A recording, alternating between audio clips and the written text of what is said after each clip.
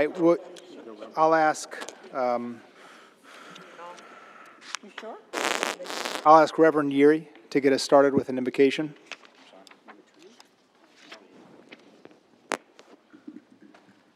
Let's bow our heads for prayer. Heavenly Father, this meeting tonight, Lord, may be a regular meeting, but your hand can be in it. God, as the wise man Solomon once said, in the multitude of counselors, there's safety. And God, direct every thought this night, every word that is spoken by each one. As the great Apostle Paul said, the fruit of the Spirit is love, joy, and peace. And may your peace reign in this building this night. We'll honor you and praise you for it in your precious name. Amen. Amen. All right, I now call the June 7th, 2016 regular council meeting to order. I ask that we all rise and pledge allegiance to the flag. I pledge allegiance to the flag of the United States of America and to the republic for which it stands, one nation, under God, indivisible, with liberty and justice for all. I'll ask Mrs. Hoffman to take roll call. Mr. Meyer. Here. Mr. Burke. Here. Mr. Dunhoff. Ms. Skidmore. Here. Ms. Sudkamp. I'm here. Ms. Pitts. Here.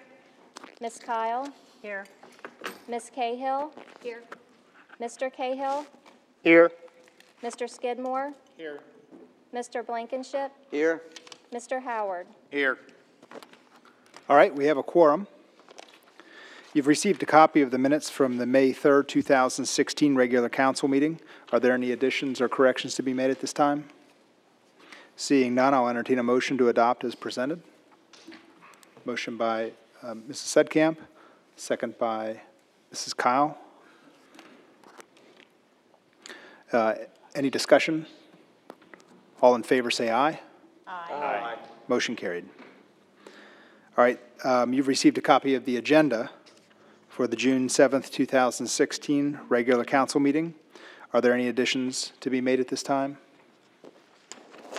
Seeing none, I'll entertain a motion. Motion by Mrs. Kyle. Second by Mrs. Skidmore. Thank you. Any discussion? I will make one quick note. We may juggle the order of the presentations around slightly. I know Mr. Knockelman was running behind, and we may shift him to later on. He will be here, though. So all in favor say aye. Aye. Opposed? Motion carried.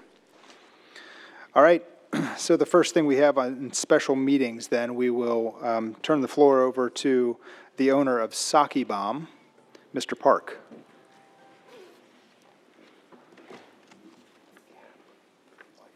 Welcome.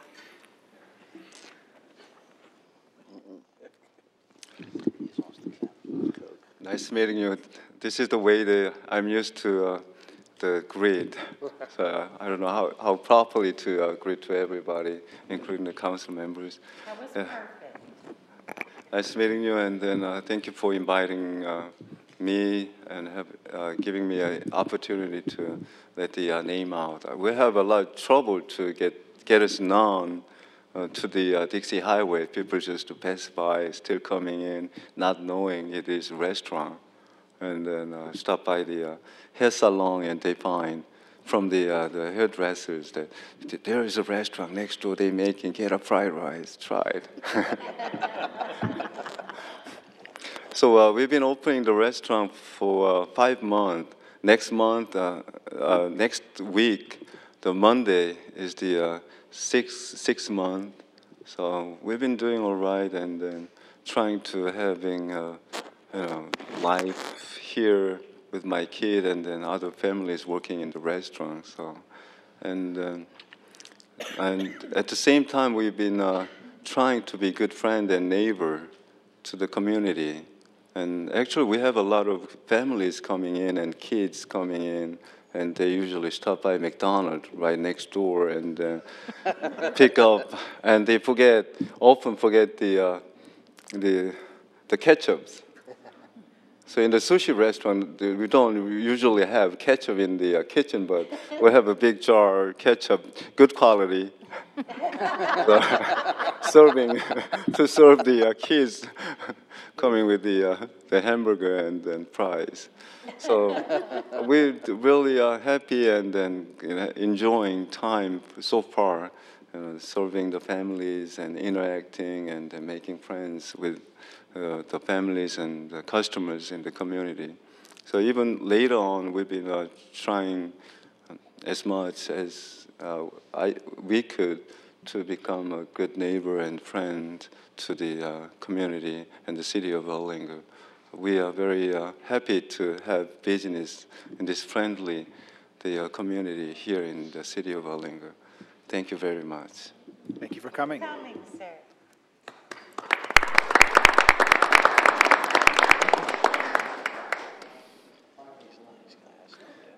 All right, next up, I wanted to turn the floor over to Mr. Francis. Wanted to give us an update on Commonwealth. There is no update. That is the problem. The update I only seen, there's probably some folks who can speak to it, but we can go through the same set of pictures I brought last time I was here, and nothing has changed except one of the buildings that had been being worked on looks like been finished, and there's some folks living in it.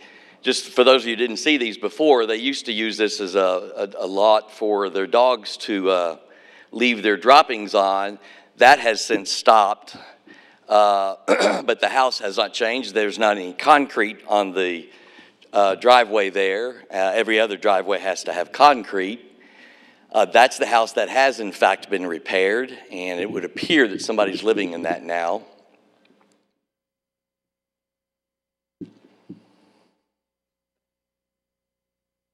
That one has not changed. It looks a little worse because all the greenery is now all over it.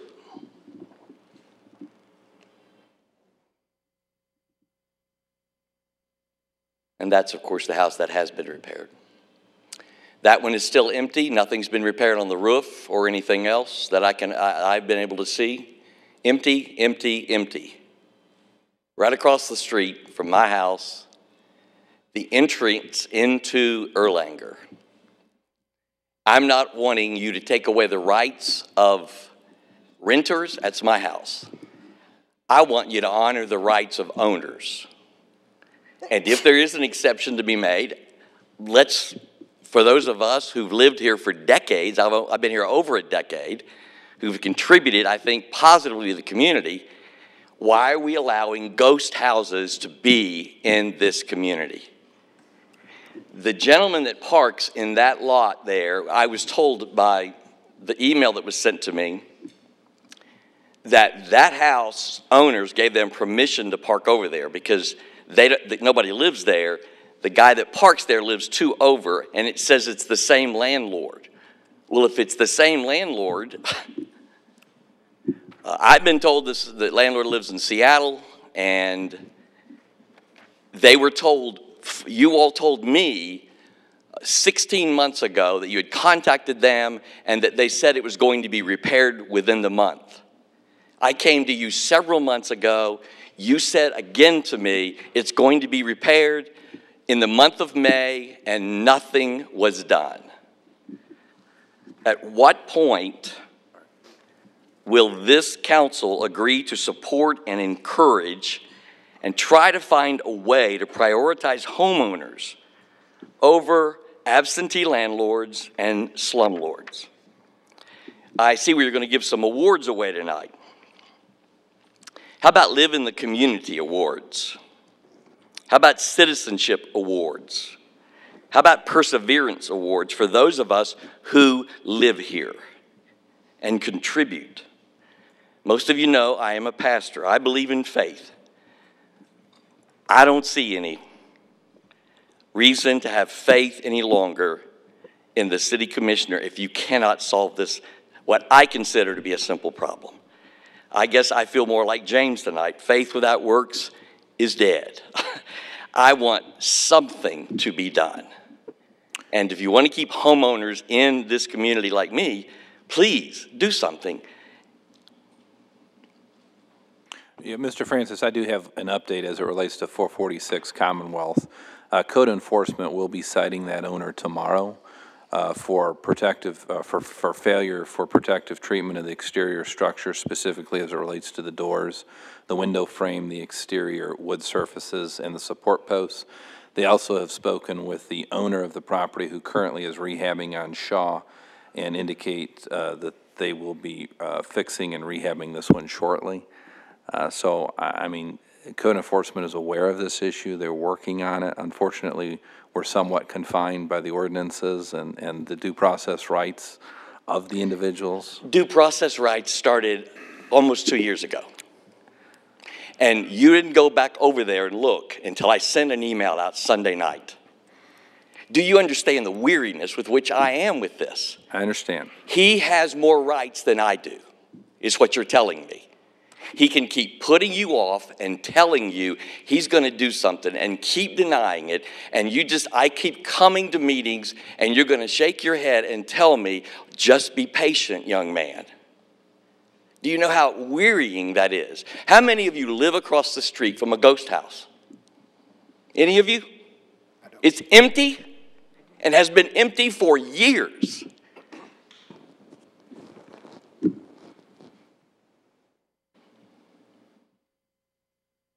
I wish there was a silver bullet. You know, I wish there was an easy answer.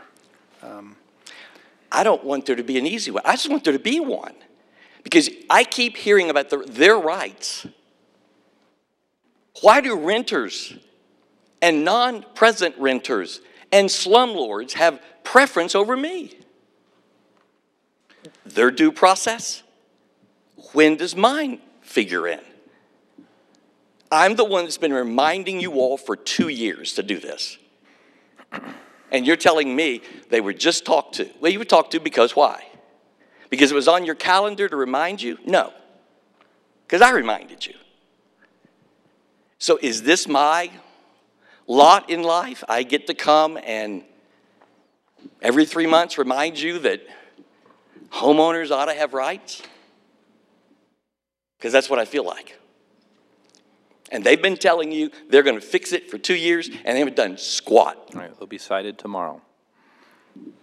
Yeah, I mean, unfortunately, citing doesn't fix it. I hear where you're coming from, and I do agree with you.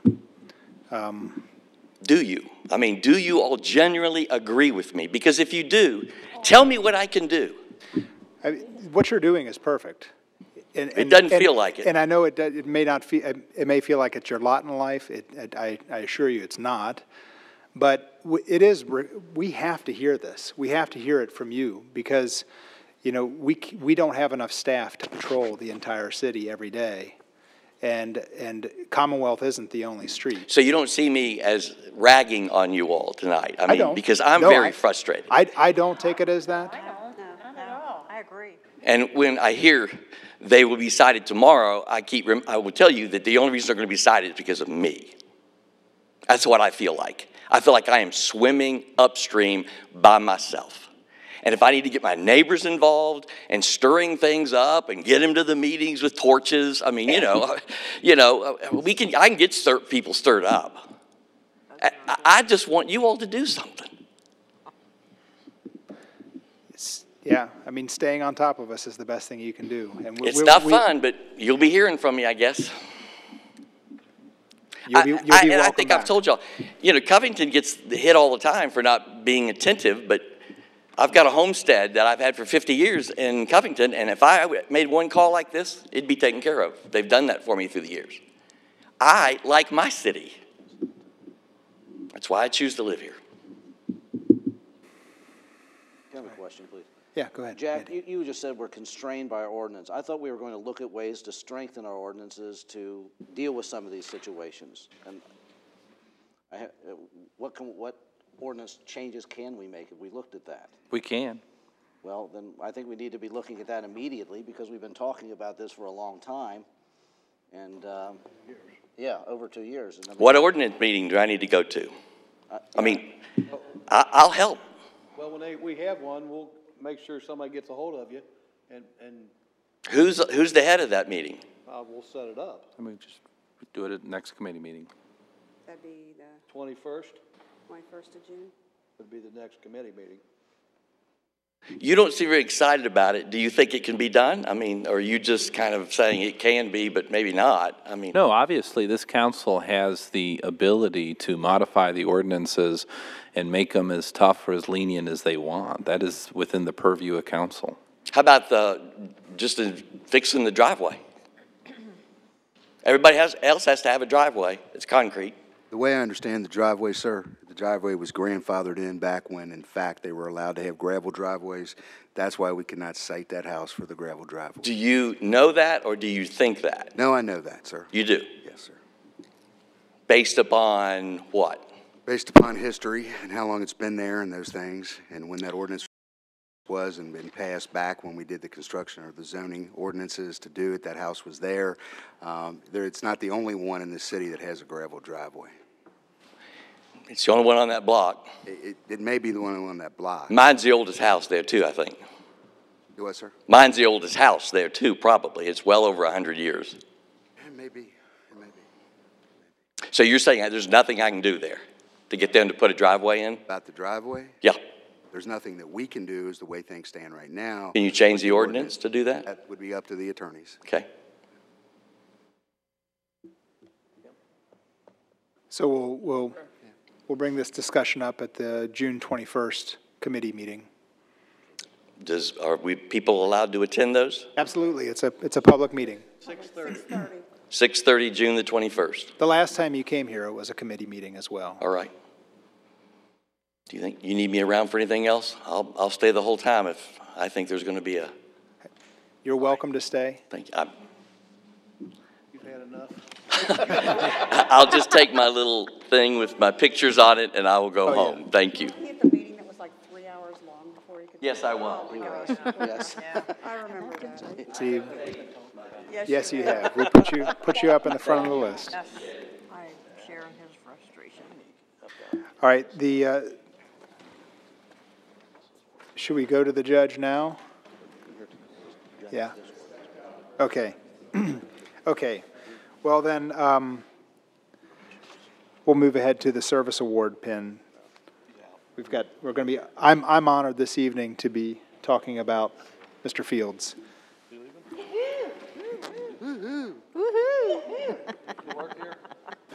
Maybe, I'm not sure. It's still, Mike's still young. The police department, but they got rid of it. All right. It is my distinct honor this evening to be talking about Mark Fields. His family, I don't see anyone present here, but his wife Sandy, his sons Joshua and Joel, his grandsons Andrew, Ethan, and Adrian.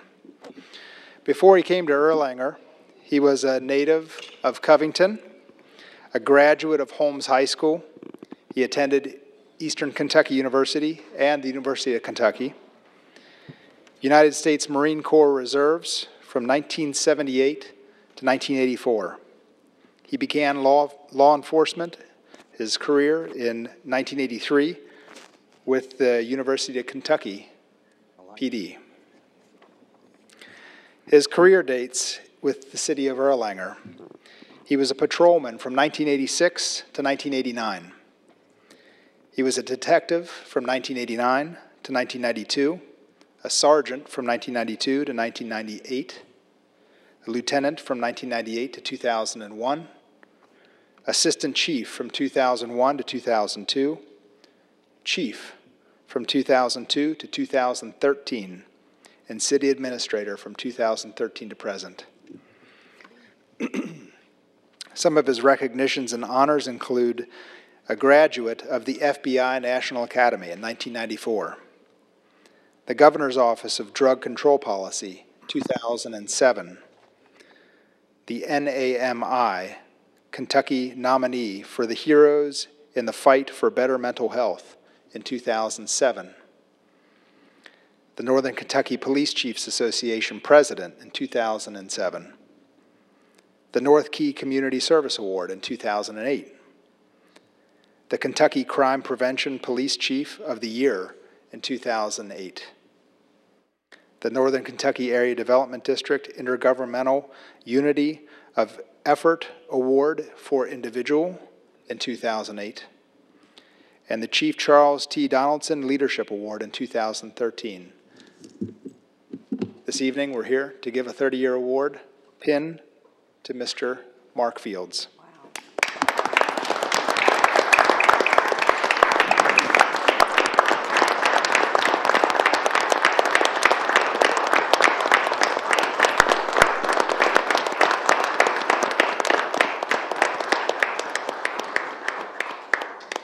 Okay, I'm done. I waited around 30 years to get this, so.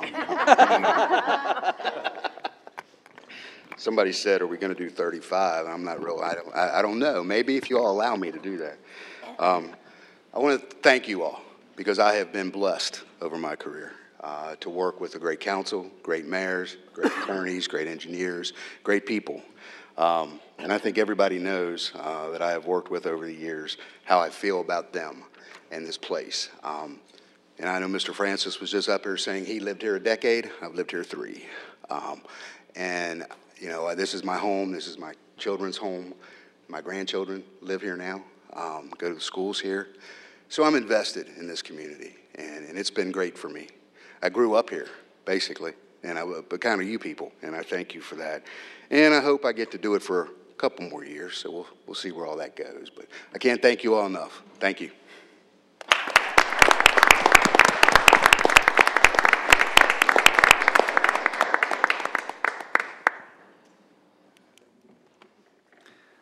All right, next up, we'll turn the floor over to Judge Knockelman.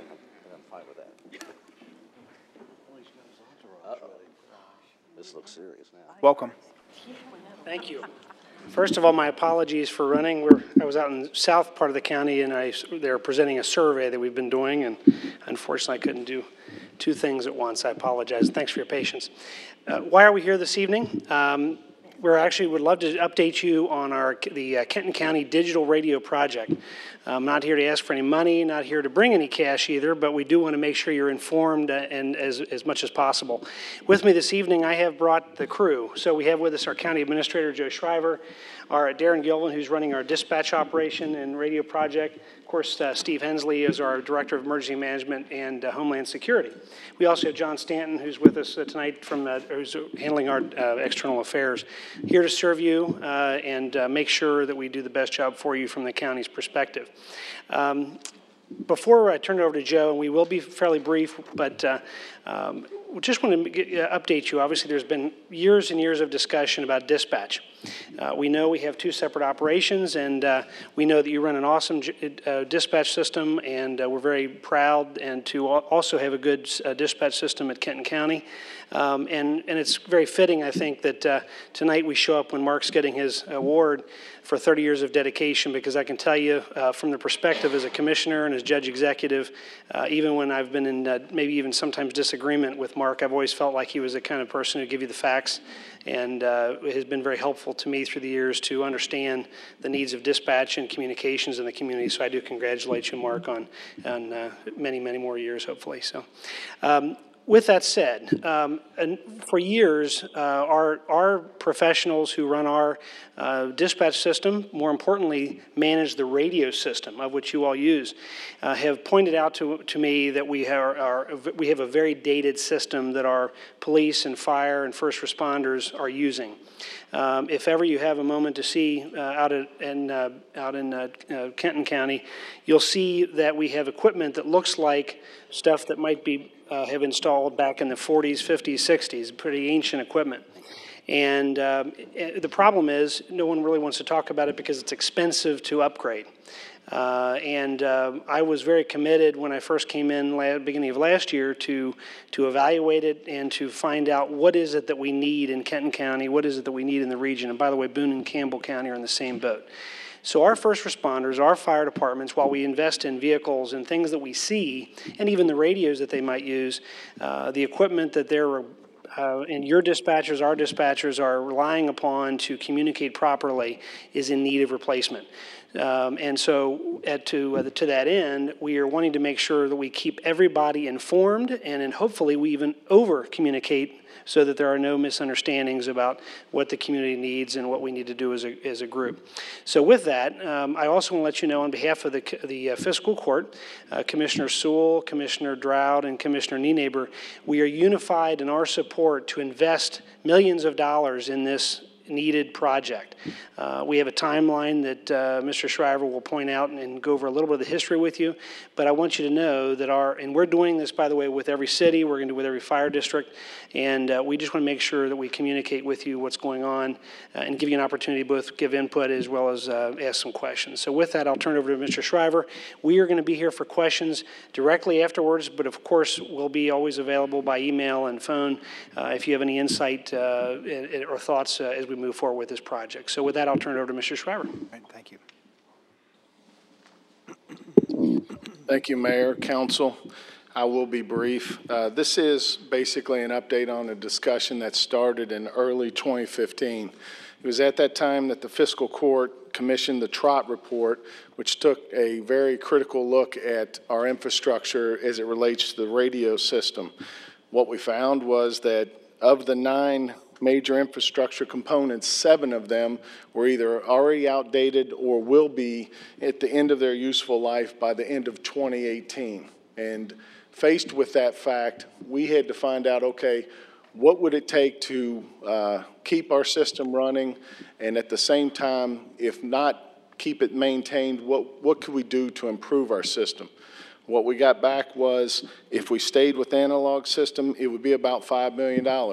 If we switched to digital, it would be about 5.6.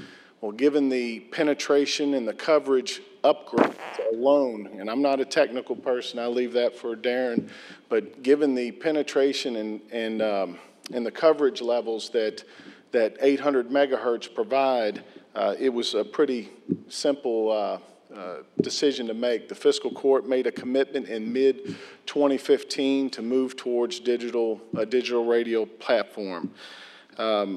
Further, talking about narrow banding, we've already went through one iteration of narrow banding.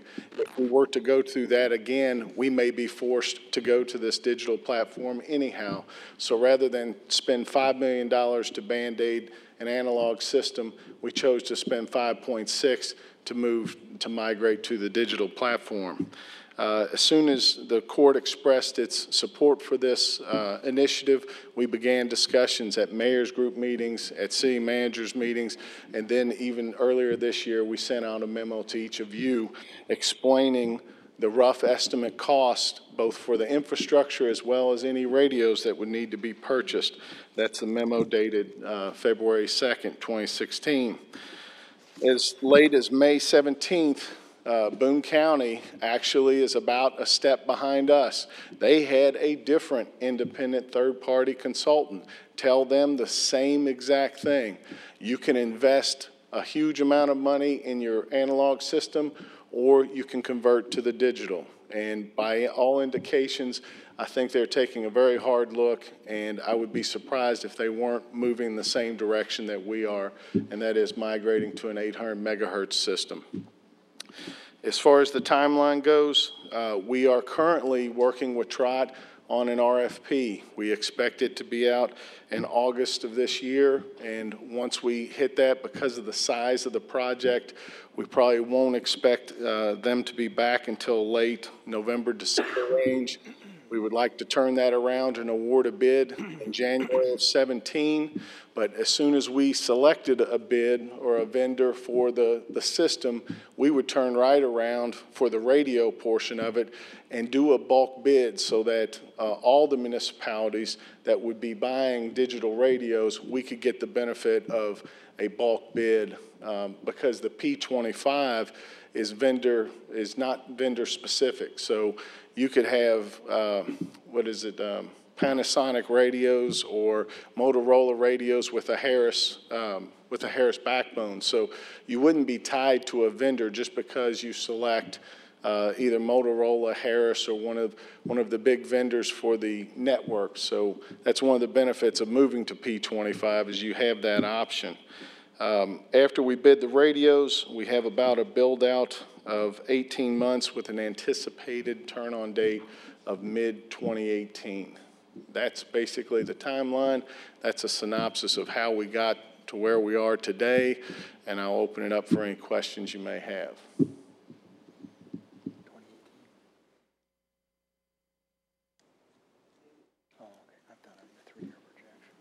All right. Thank you. Well, Mark, congratulations. Thank you, Jeff. So with that, I guess there is one ask, and that is, of course, there's going to be some ongoing discussions.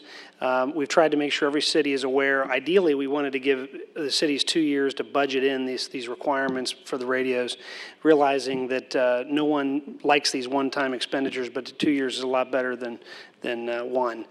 So hopefully we've gotten to you early enough. I think we have in your case, and just know that if there's questions about why are we doing this, how does it affect dispatch, whatever that the question might be, please feel free to reach out to us, and we'll get that answered for you. So, yes. I am very, very concerned because we have a phenomenal. You may have a good dispatch center. We have a phenomenal one.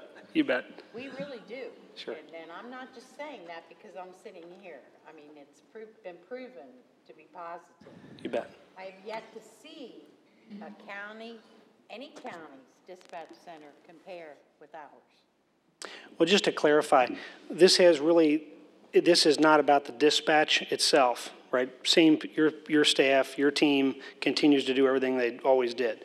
What would happen is that the technology their new communication tool, a new telephone, a new radio, that's what we're basically talking about. What we're using, we are all using the same one. The towers, et cetera. Those tools that we presently are putting in the hands of your phenomenal dispatchers, your police department, your fire department are so old that they must be replaced. So that's what we're working on, this 2-year project. Really will end up being almost a 3-year project to replace those with better technology. So it's essentially like going into an iPhone compared to using a two-way radio from years ago. I mean, it's a lousy example, but it's the radio technology. It has nothing to do with your operation of your dispatch other than the tools that they're being given. So you're going to run the same question, whether we were doing this or not, as a county dispatch. It's more of a situation where your dispatchers are using the same old technology that will have to be upgraded. So we wanted to make sure we do that together. I really wish dispatch was here because we've done a great job of keeping up with the Joneses, if you will. You bet. And we've done it on our own. You bet. We'll make sure we keep. I think they've heard a lot of this. I mean, I think they know this is coming down the pike, and we'll make sure we keep them involved. I know Joe had mentioned Boone County. Yep. What system is the airport on? They were the first one in the community really to go digital. So they've just now in the past few months have actually transferred over to a digital operation. And, ultimately with Harris, yeah. So the technology that they've now gone to, they've been a little bit advanced, so they will have been the first one, and then we as a Kenton County operation. Eventually, everyone's going to have a digital system. And then one of the questions that you might be thinking about is, what would we want to do this individually, just Kenton? Of course, realistically, the city of Erlanger, the millions and millions of dollars would be invested in a radio system. Wouldn't make sense for you to do it individually. But the county, we are aggressively hoping to have savings not only as a county, but even among the counties, because ultimately radios, the backbone, if you think about the software and the equipment that runs radios, we don't need 4 or 5 of those in the community. We really need, they're big enough once you buy it. Literally, the backbone of what's running the airport system can actually handle the entire region.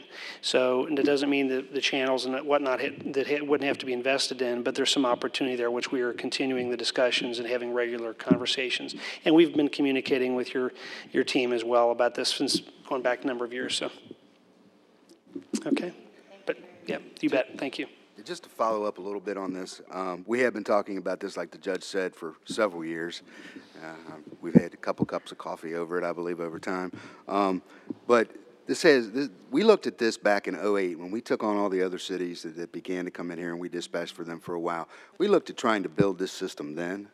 And this is the way to go. This is the best system that we can possibly have. What stopped us at that point in time was the cost of getting it done, more so with equipping the officers and the firefighters with the radios that they needed, more so than the infrastructure. I applaud the county for stepping up and wanting to make this investment in this new radio system that we're all going to be using. There are going to be some added costs for us. We haven't exactly got those down yet. We are going to have to buy radios for our first responders, but we're also going to have to update our center. So, you know, if we keep our dispatch center, we're going to have to do some things to our consoles. I believe our radio tower right back here by our fire department is one of the tower sites that's going to be used in the new system. So it's going to be some upgrades on that. So there's some more discussions that I know we're going to have, and we've been having with the county reference those things. But yeah, make no mistake, this is the best way for us to go. I agree totally with the judge and what Boone County is going to do, and I believe Campbell County will be right behind that in not the distant future.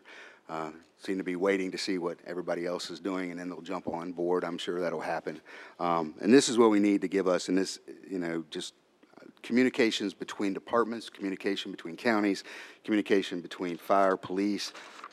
This can also be expanded, and that's the great thing about this P25 system, is not only can it be used for public safety, it can also be used for, let's say, the sanitation district, the water district. I believe SD1 is using some kind of similar part of that right now. Tank, we could have a radio in the schools that would be a part of this. It could be talk groups. The part that makes this system so great is how it can be used by all platforms, not just public safety. So this is definitely the way to go. And for me, I know I applaud the county. I've been working on dispatch for an awful long time, and it's good to try to get this system finally, you know, set up in the county. And thank you for that. Thank you. Have a good evening. Thank you. Thank you. Thank you. All right, the next item on the agenda is the mayor's report, and a couple things I wanted to talk about briefly on here. First, I wanted to bring up the Nelson Road sidewalk. As you know, the last time we talked about this, we had, we thought several homeowners that weren't agreeing to sign the easement, and, you know, at that meeting, we kind of said the whole project was going to get shut down. It seems like we haven't gone through and actually gotten the signatures for the easement. Rick and I are planning on doing that on Thursday to actually go door to door. But it seems like there's one property owner.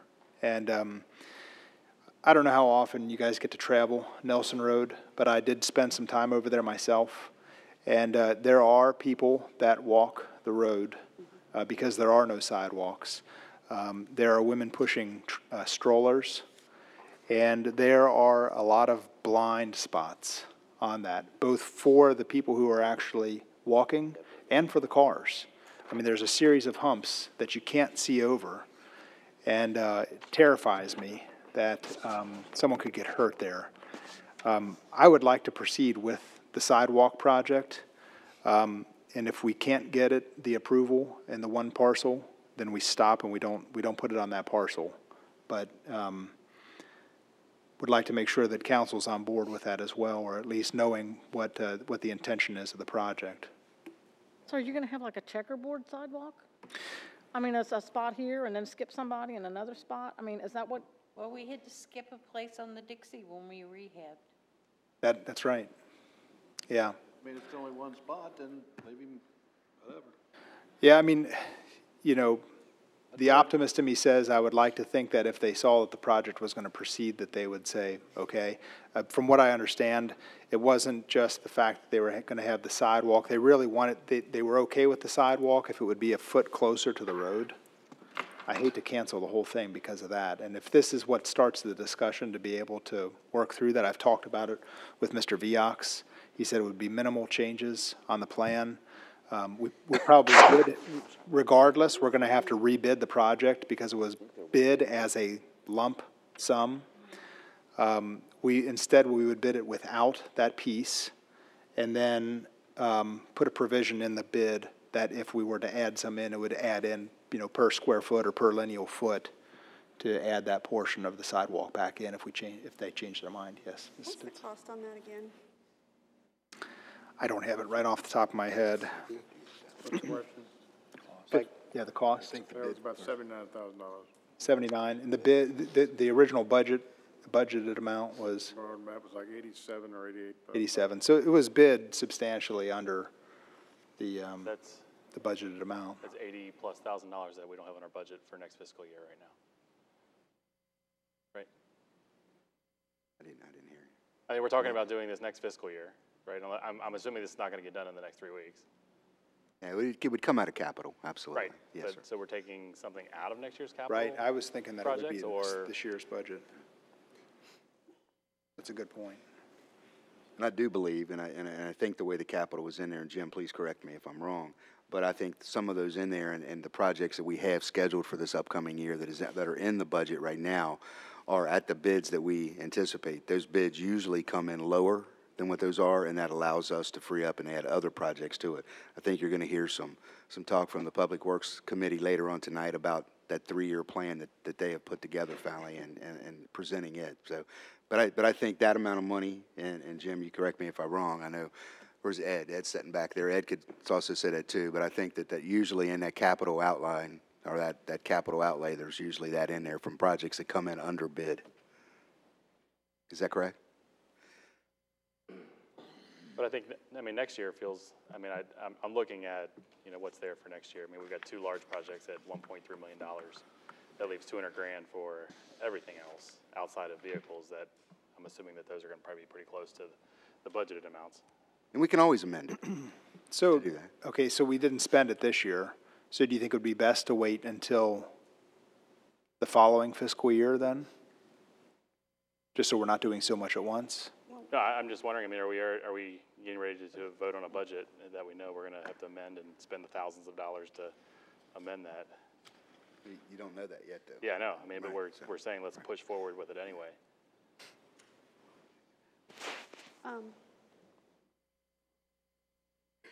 I live back there.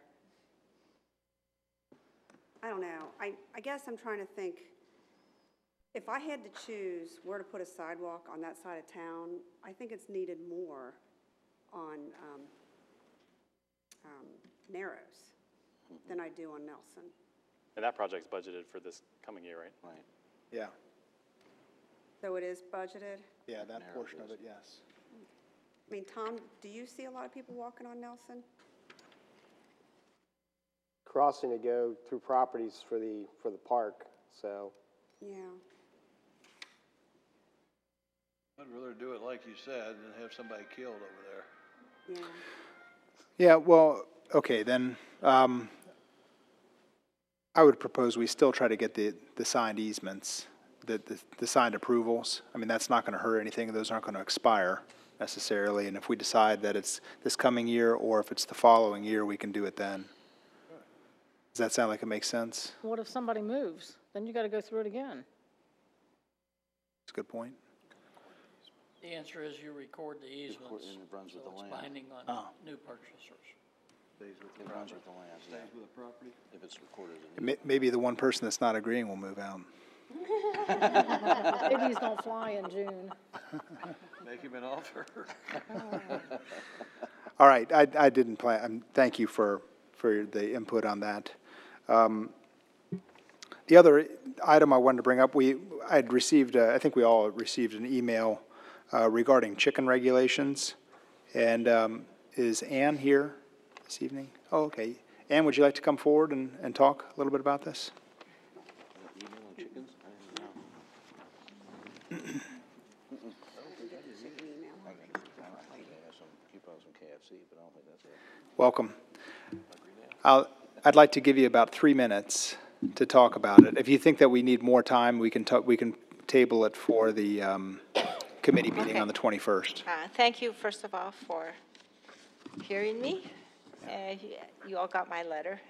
And just for people who don't know, I had sent a letter requesting that the council Consider and find that a small number of hens kept properly confined in the owner's yard be a variance to the current law governing livestock and fowl and be permitted with less distance from the neighbors' homes than currently specified.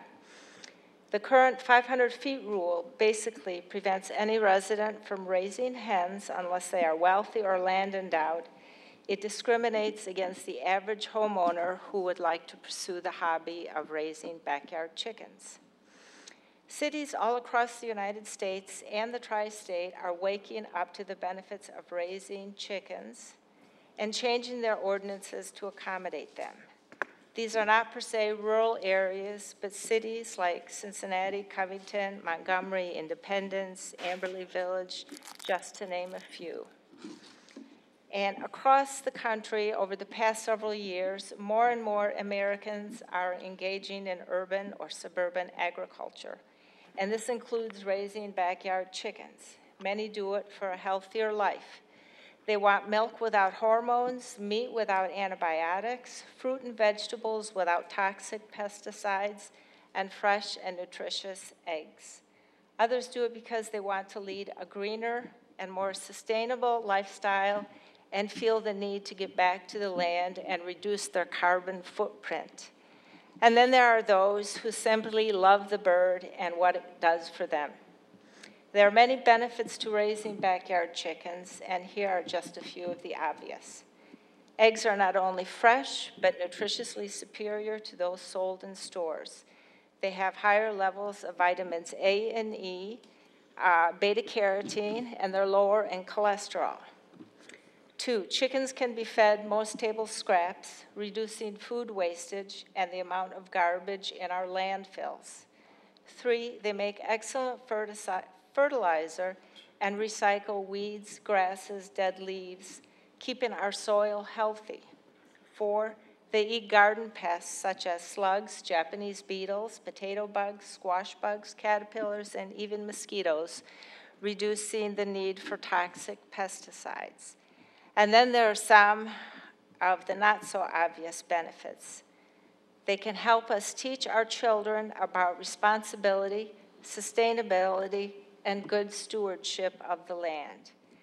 They can be an enriching and rewarding hobby for the whole family and even for the community. Learning chicken husbandry, building a coop, procuring chickens, and even naming them can bring a family and a neighborhood together. The impact of having a pet on a child's development is enormous. Among other things, it teaches responsibility and promotes nurturing, which is necessary to become a caring and compassionate adult. Sadly, there are many children out there who cannot have a pet cat or dog because of allergies. Pet chickens in the yard is an alternative. And last but not least, chickens are therapeutic. Watching them peck and scratch around the yard is a stress reducer after a busy or hectic day. Holding and petting a chicken releases oxytocin, the bonding hormone. Chickens nowadays are used in some places as therapy animals for older adults with dementia and young children with autism. They help to decrease agitation and increase social interaction. To quote Daniel Payne, who writes for the conservative WEG magazine, The Federalist, backyard chickens are good for everyone and everything involved. Your family, your land, the chickens, and the health of your spirit and your body. It has never been easier for urban and suburban residents to be farmers, and the argument against it have never looked sillier and less convincing.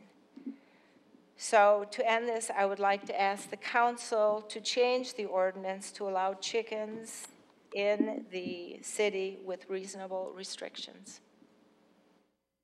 All right. Thank you, Ann. I think we'll probably talk about this again at the committee meeting as well. I know Mr. Gatlin has looked into some of the regulations in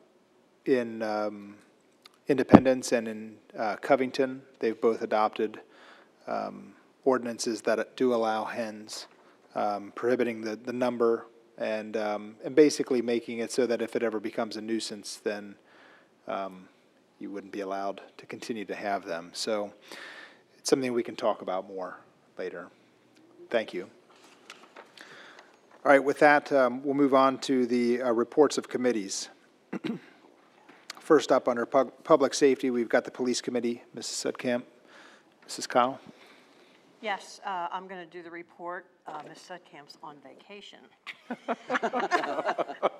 Who didn't know that? Yeah. And the first one I'm going to report on, I got to repeat what she said when she heard it. She thought of Popeye because a semi-truck full of spinach turned over on the ramp. It's not really funny. From North 75 to West 275. And this accident took several hours to clean up, and the roadway was intermittently shut down for several hours, at least 18. And then I hope I don't butcher this gentleman's name, but candidate Brian Kunez.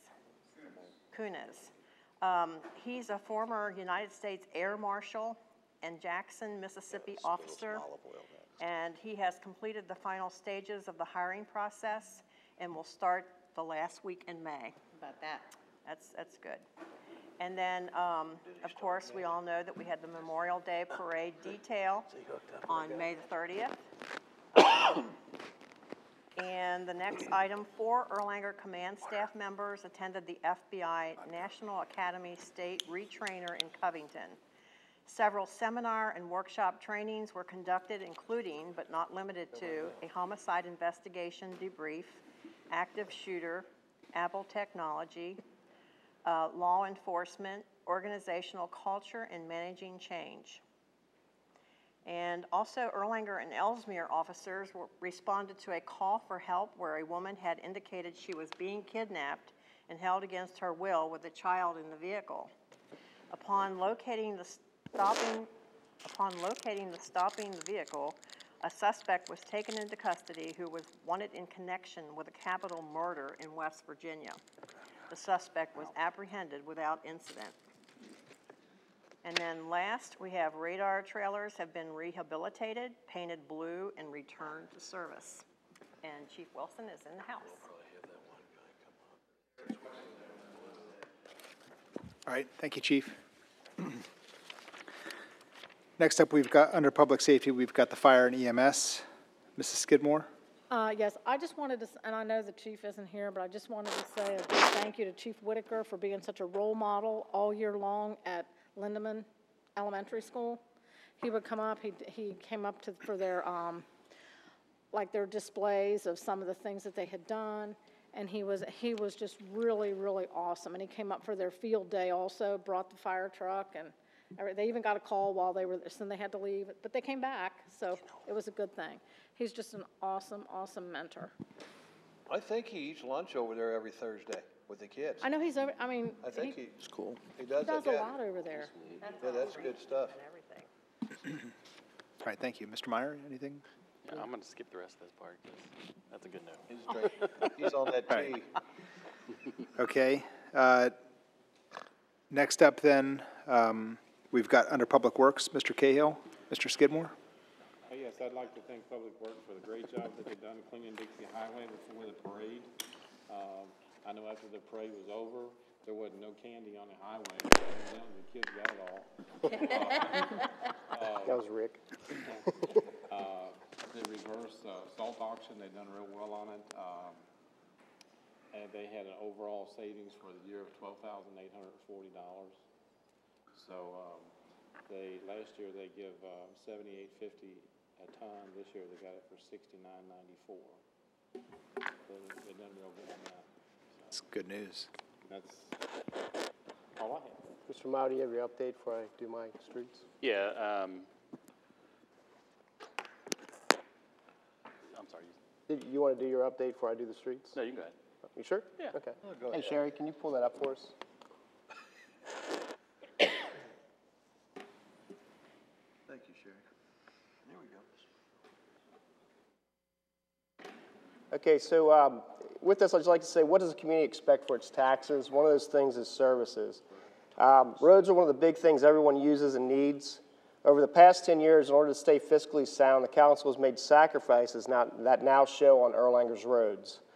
We've been playing catch up, cut and paste, hope and pray for a long time with our streets.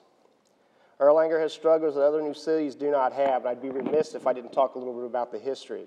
The city of Erlanger has quite a history with travel. This includes starting off with the railroad and, of course, US 25, or Dixie Highway as we know it now, or the old Lexington Pike, even before the city was incorporated in 1897. The Covington-Lexington Road was first paved in 1921, and in the 60s, Interstate 75 came along and establishment, and it led to subdivisions and industry coming into the town. So you're asking, why is this important? Why is this guy still talking, right?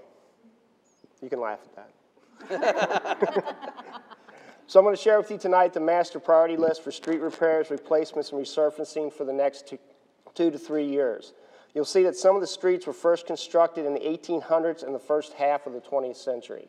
And I think that's really important to understand when you're talking history here. These were not designed or meant for the heavy traffic seen today with garbage trucks, buses, or modern fire apparatus. This in itself is a challenge for maintenance, upkeep, and repair of our streets, not to mention the ever-changing weather in the Ohio Valley, which wreaks havoc on old concrete and creates untimely, unpredictable failures in our roads. This priority list has been established based on 3 factors that we utilize. It's the age of the street, the volume and type of traffic, and an annual evaluation done by the team. This list is a living document. It's meant to proactively address the issues and concerns that can be identified by those 3 factors.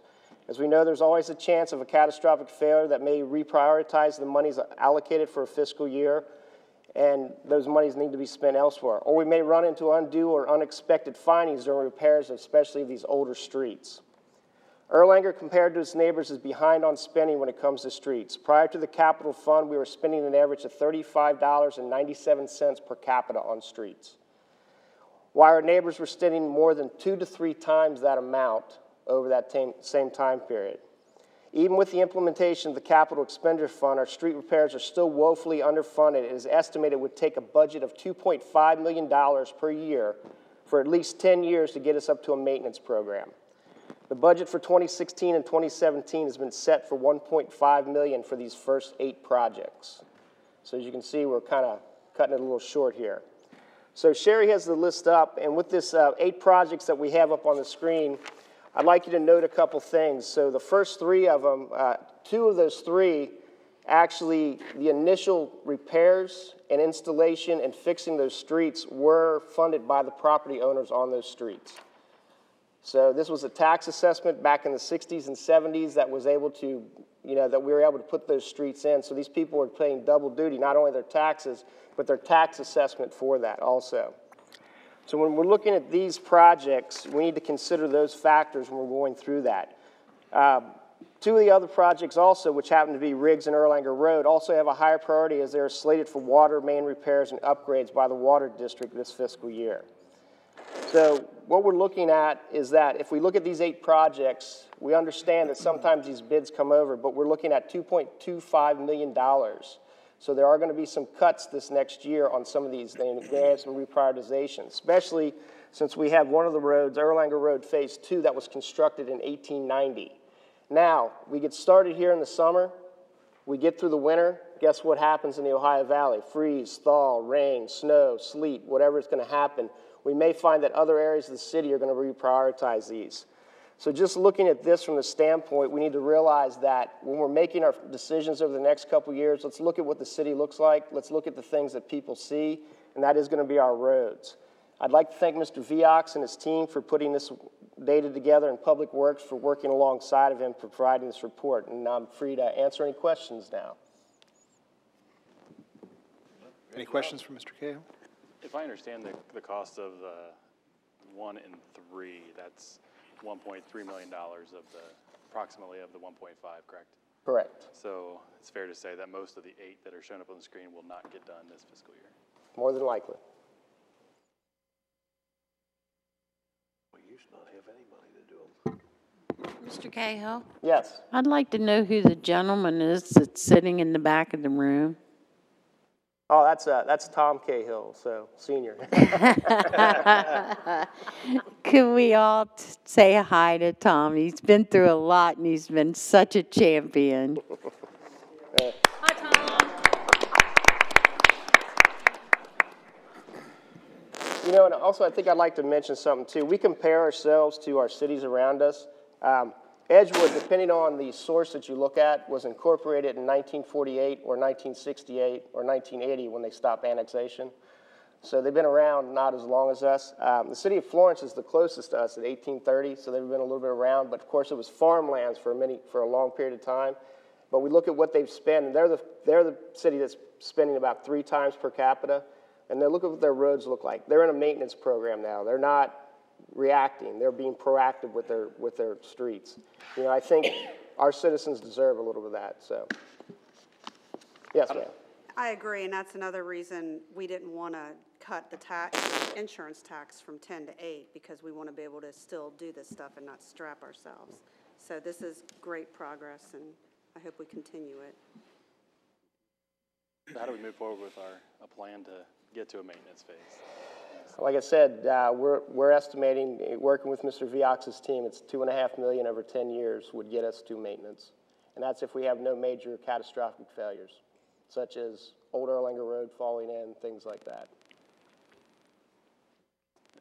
And is that a change that we can make tonight and add additional funds to the budget? I don't know. I mean, we have reserves, right? Is there any reason to not get started this fiscal year? If you have that chart to the right, you'll see that just those projects in the first year actually come up close to $2 million. 2.25. Right around there. For these 8, you said, for these 8 projects, it's about 2.25? Right around there. Can I, because I know we had these conversations before, and we were supportive of increasing that budget if, in fact, these projects could be completed. Now, there was some talk, and I know I talked to Mr. Viox and Mr. Bogart both about this, about whether or not we could get that done.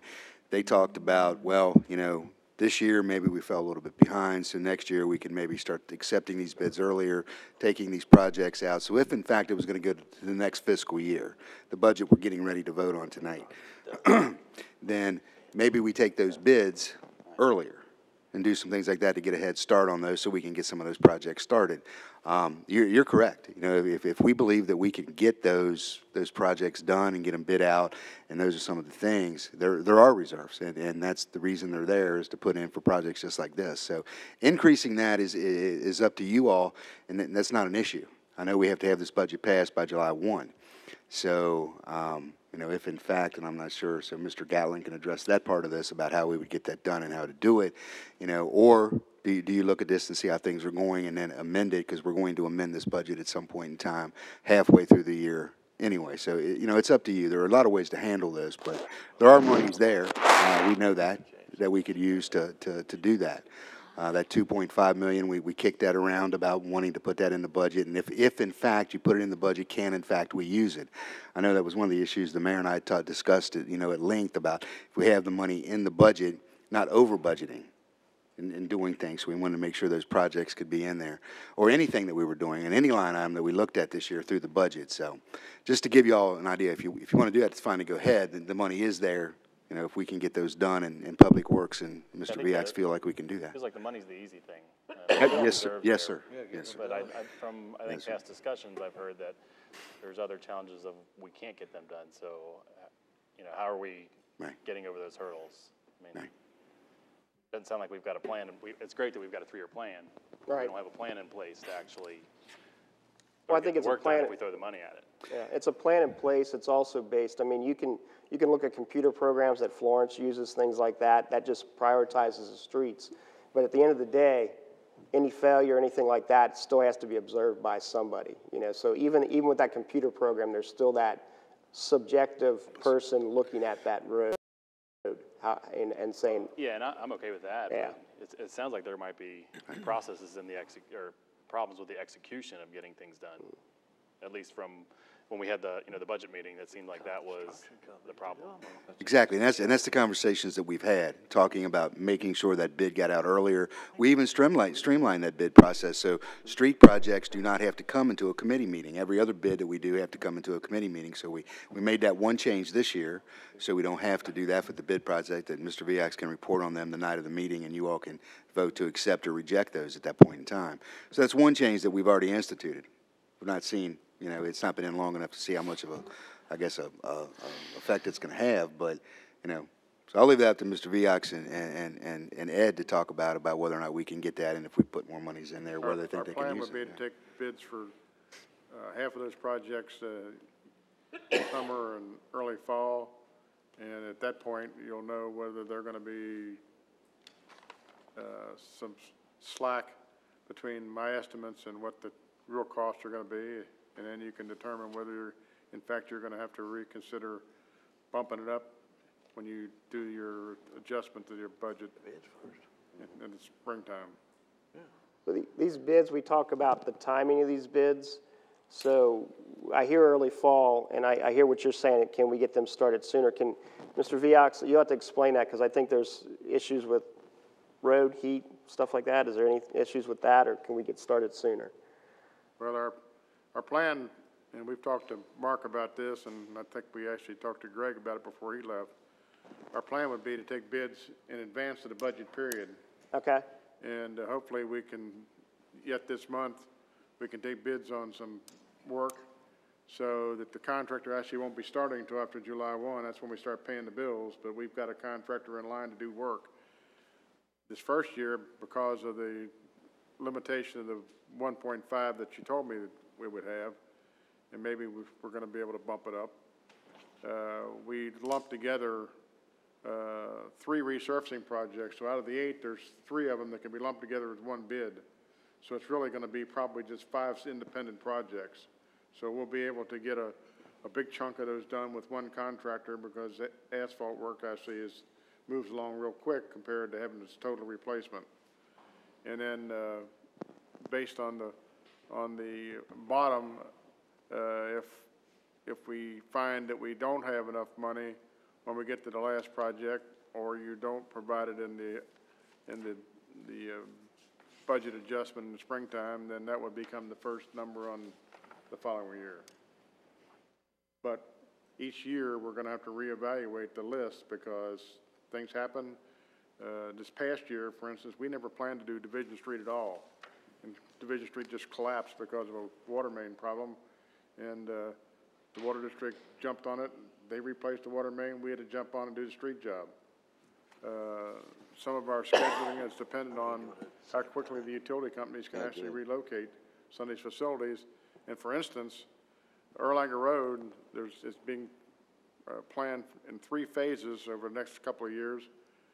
The water district not only is replacing a water line that was built back in the early 1900s, but because of the limited water in the Showcase Cinema area, they're going to upgrade it. They're going to make it a larger water main, and they're going to put a new water line under I-75 to support that area. So at the same time they're replacing lines, they're going to be upgrading their lines. So when we tell them we want to do these projects, they have to then budget the money too and make provisions to get it done and get a contractor, like we're doing on Riggs Avenue right now.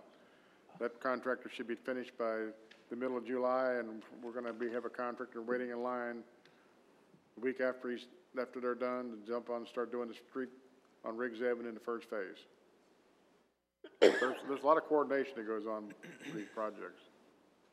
Yeah, I know that's been a bee in everybody's bonnet. This coordination, water district, power lines, all those things. There was we call it a collaborative, Mr. Viox, that was attempted a few years ago of these utility companies to try to get everything done at the same time instead of tearing up a street, tearing up a street, and tearing up a street.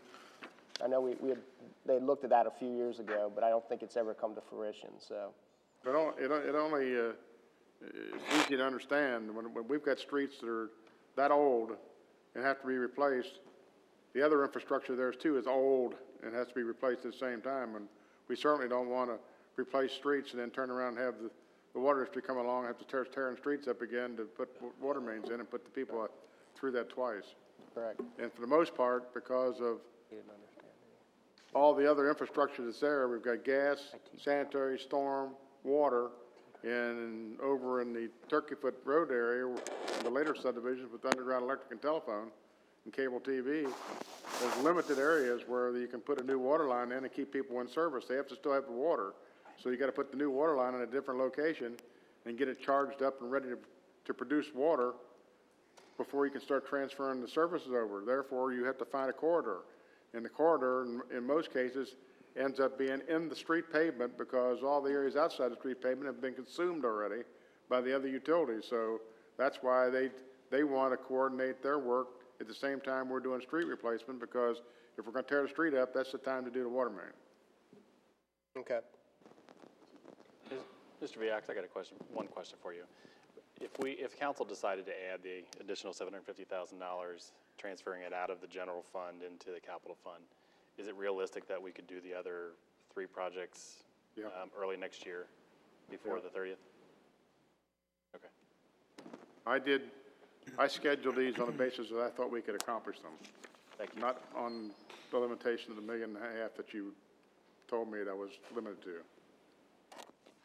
And that based on the fact that our whole process here is try to get ourselves straightened out in the next 10 years. And we have a whole list, multiple page list of streets that need work. Some of them replaced, some of them just resurfaced, some of them curb jobs. There's a whole list of them, and based on what we think we can accomplish during that year's period, that's how we schedule them. Thank you. Yeah, so this evening, we're planning on having the second reading of our budget. You know, it seems to me like it would probably make more sense to go ahead and adopt our proposed budget for next year. But if we made that modification, transferring monies from the general fund to the capital fund, would that be considered a significant change and require another first reading? I think it's a gray area. You know, I think Mr. Wickman can weigh in on that. I would personally not feel real comfortable with, I think that is a substantial change on what I would argue the 11th hour at 8:15 to make a handwritten change like that to a second reading. I think you're asking for trouble if you do that. I think either we punt and do a... So if we did amend it though, would we still have time to have a new first reading, and then on the committee meeting on the 21st, have a special meeting in advance to do the second reading of that budget ordinance? Well, we could amend it. You're saying we're planning to have a committee meeting on the 21st of June, correct? Mm-hmm. Yes. So if we decided that we wanted to make a change to the budget at this point, we could still do a second reading on the 21st of June and meet our July 1st deadline?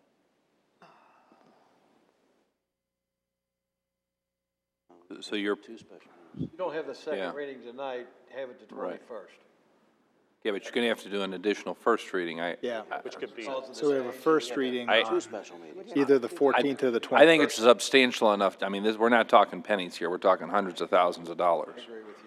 To me, it seems like it would make more sense to go ahead and bid things, you know, and then as we need it, then amend the budget. Yes.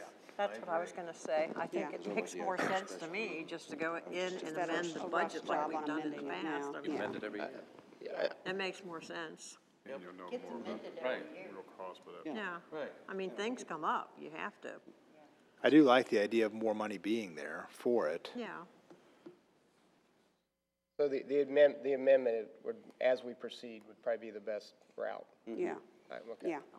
Yeah. I See a think lot of I head beat nodding. this horse enough. Is it dead? Excellent report. Yes. Good job. Mr. Viox's team in Public Works. We shouldn't do it that way. All right, I see, if there's no other discussion or questions, I see Mr. Milliken. Are you our representative this evening? Anything further to report? All right, thank you. Mr. Mayor, the one thing I wanted to add. Yes, sir. Just around the facilities assessment, that committee had made a decision, and there's a municipal order tonight to award the contract for the facilities assessment study and the fire location and health study. Wonderful, thank you. We've got that.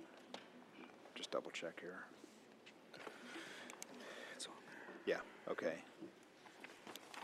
All right, under legislation. All right, then next up is administration.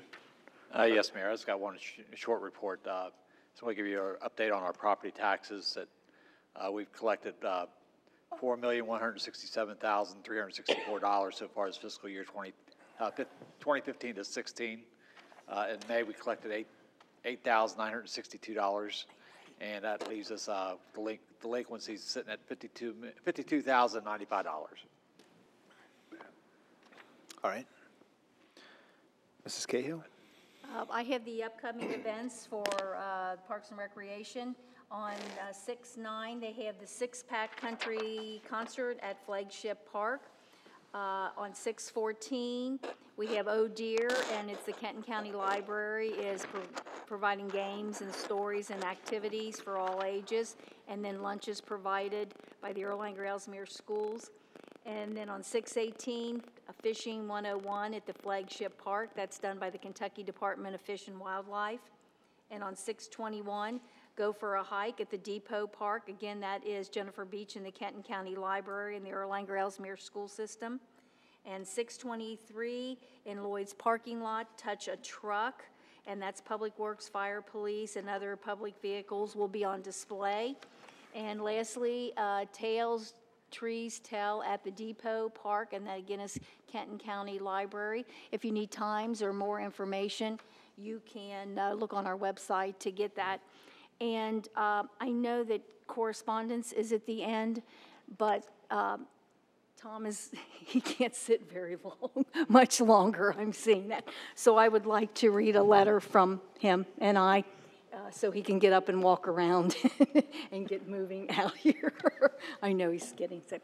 It's Tom and I would like to thank our Erlanger family for helping us since my hospital stay starting in November and the death of my brother while I was in rehab in January.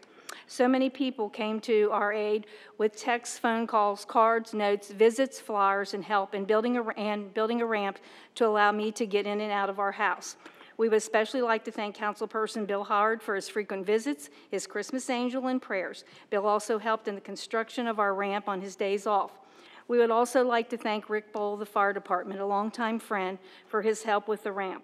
We would also like to thank Chief Todd Whittaker for assisting us on his day off with the ramp and climbing a ladder to fix our downspout after a strong storm we had that week. Thanks to Ralph Sidnor, Public Works, for running errands for all the building of the ramp. Your help is greatly appreciated and your friendship even more. Thanks also to Public Works Director Rick Bogard for his expertise in building the ramp. Visits, phone calls, and texts, you are an awesome friend in person. A very special thanks to Ed Milligan, Public Works, for also bringing his expertise on his day off and the following weekend with pouring down rain to get his job moving forward. What a great Erlanger employee and teacher for Tommy. Don't ask questions, watch carefully, and just do what I say. Want to especially thank my ex-co-workers and administration, Sherry Hoffman, Missy Andrus, Jennifer Meggerly, Jan Cassidy, Ralph, and Rick, for their generous gift they gave Kathy and I. They are the best. We both love you all. We would also like to thank Mark Fields for his visit in Lutch. What a good time we had. I also want to acknowledge my family, daughter Chrissy, who pulled bushes for a whole day so the porch could be widened, grandson Aiden, who dug holes, and son-in-law Don Maddox, who also dug holes for the posts in the front yard. A very special thanks to our son Tommy, who was there on weekends, days off, being taught by the best to build a first-class ramp. And last, but definitely not least, and I'm sure they're sitting there wondering, what the hell, did I mention this or not? Okay.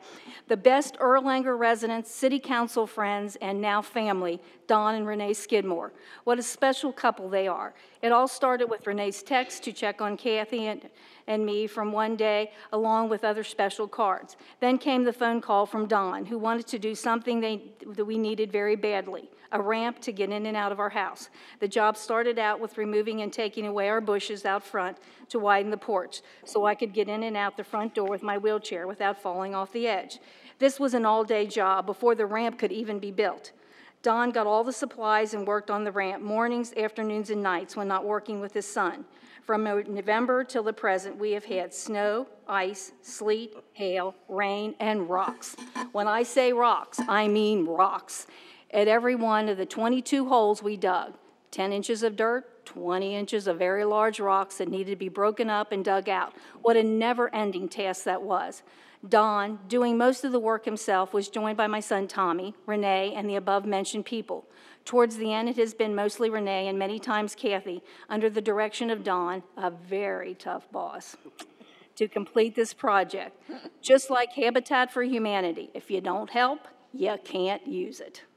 The citizens of Erlanger should be proud they have such caring individuals, neighbors, friends, and Erlanger City Council people living in our city. Don and Renee are a couple that we are proud to call our friends. They are compassionate, generous with their time, and wonderful people. Don and Renee make this world a better place to live in. Words cannot express our thanks to Don and Renee and all who helped with this daunting task. Now we need to schedule a final inspection and lastly, the yard. Thank you for your help.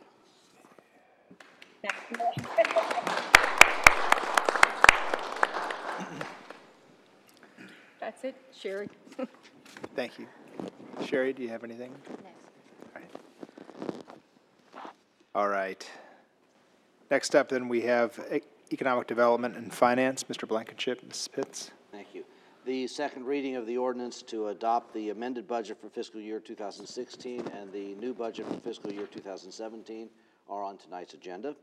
And also the finance staff has begun preliminary work to prepare the city books for fiscal year 2016's audit. He's here. All right, thank you. All right, then we'll move on to Codes, Building, and Zoning. Mr. Burke? Yes, sir. We had a couple meetings on the 17th of May. The first one was about the zoning amendment on Turkey Foot and Stevenson Road. As a committee, we would like to make a motion to have city attorney prepare a resolution allowing Dave Hahn to file an application with the Kenton County Planning Commission. All right, any questions? All right, then we had a... Do we need a motion? Yeah, we just need to make a motion. Yes, sir, sorry. So, you're going to motion? I'm motion. Okay. Motion. Mr. Burke motions, second by Mrs. Sudkamp. Any discussion? All in favor say aye. Aye. All right, motion carried. And then we had a meeting on the building and zoning permit fees. As a committee, we would like to make a motion to have the city attorney prepare the necessary legislation to change the Board of Adjustment fees to the same as what it costs the city to conduct the BOA hearings and add text to the fee schedule to indicate the city receive, I think that's a half of the normal building permit fee. Of the state, it's 1/3. Is that what it is? It should be 1/3, yes. I'm getting old. Yeah. When I make a Somewhat, motion, but I'll make a motion on the 1/3. It's 1/3, yes. Please. All right, we have a motion. Do we have a second? Second by Mr. Meyer. All in favor say, or any discussion? All in favor say aye. Aye. All right, motion carried. Everybody's drinking that tea. Yeah, right. So, All right. Go ahead. The last Sorry. one, we talked about the funeral home over at the church over there off of Brightleaf or Narrows Road. We would like to have a committee meeting the 21st of June, and the, I guess the owner that wants to do that will be here to discuss it, talk about it a little bit, what their plans are. All right. Great. We'll put that on the calendar then. Yes, Patty. Yeah, that's what I thought too. Do what? They have rented it, but it's just a temporary lease. It's a month-to-month lease. There's nothing permanent, so. Okay. Okay. Yeah, thank you for Alrighty clarifying then. that. And Mr. Hahn is present. If you have any questions, call him, please. At home, at the office. Thank you. All right, thank you, Mr. Burke. Next up, we've got Progress and Revitalization. Mrs. Pitts, Mr. Cahill. We're having a meeting, I guess. Yeah, we're just having a meeting June 21st. We're gonna do we want Daryl and Mark here? I'll notify them. Okay. So on the rental ordinance, the registry, changing the night to first reading of that one. Is what we talked about at the committee meeting back on the 17th, to change that. So it's on the agenda for first reading tonight.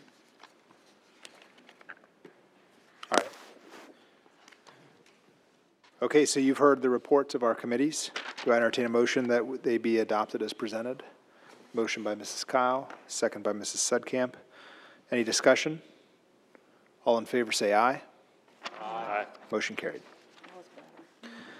All right, do we have any reports from our representatives this evening? Kenton County Alliance? Yes. They had a lot going on today, which I'll try and be brief because I know the meeting has gotten a little bit lengthy. But the Kenton County Alliance was in charge of, it was called Metamorphosis, and it followed the butterfly through all of its stages, and it was a hands-on thing with the kids. And it basically focused on kids that weren't into sports. They weren't the athletic type, but they wanted to be involved in something.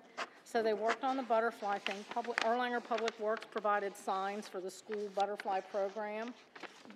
We were shown those today. They were really, really pretty. And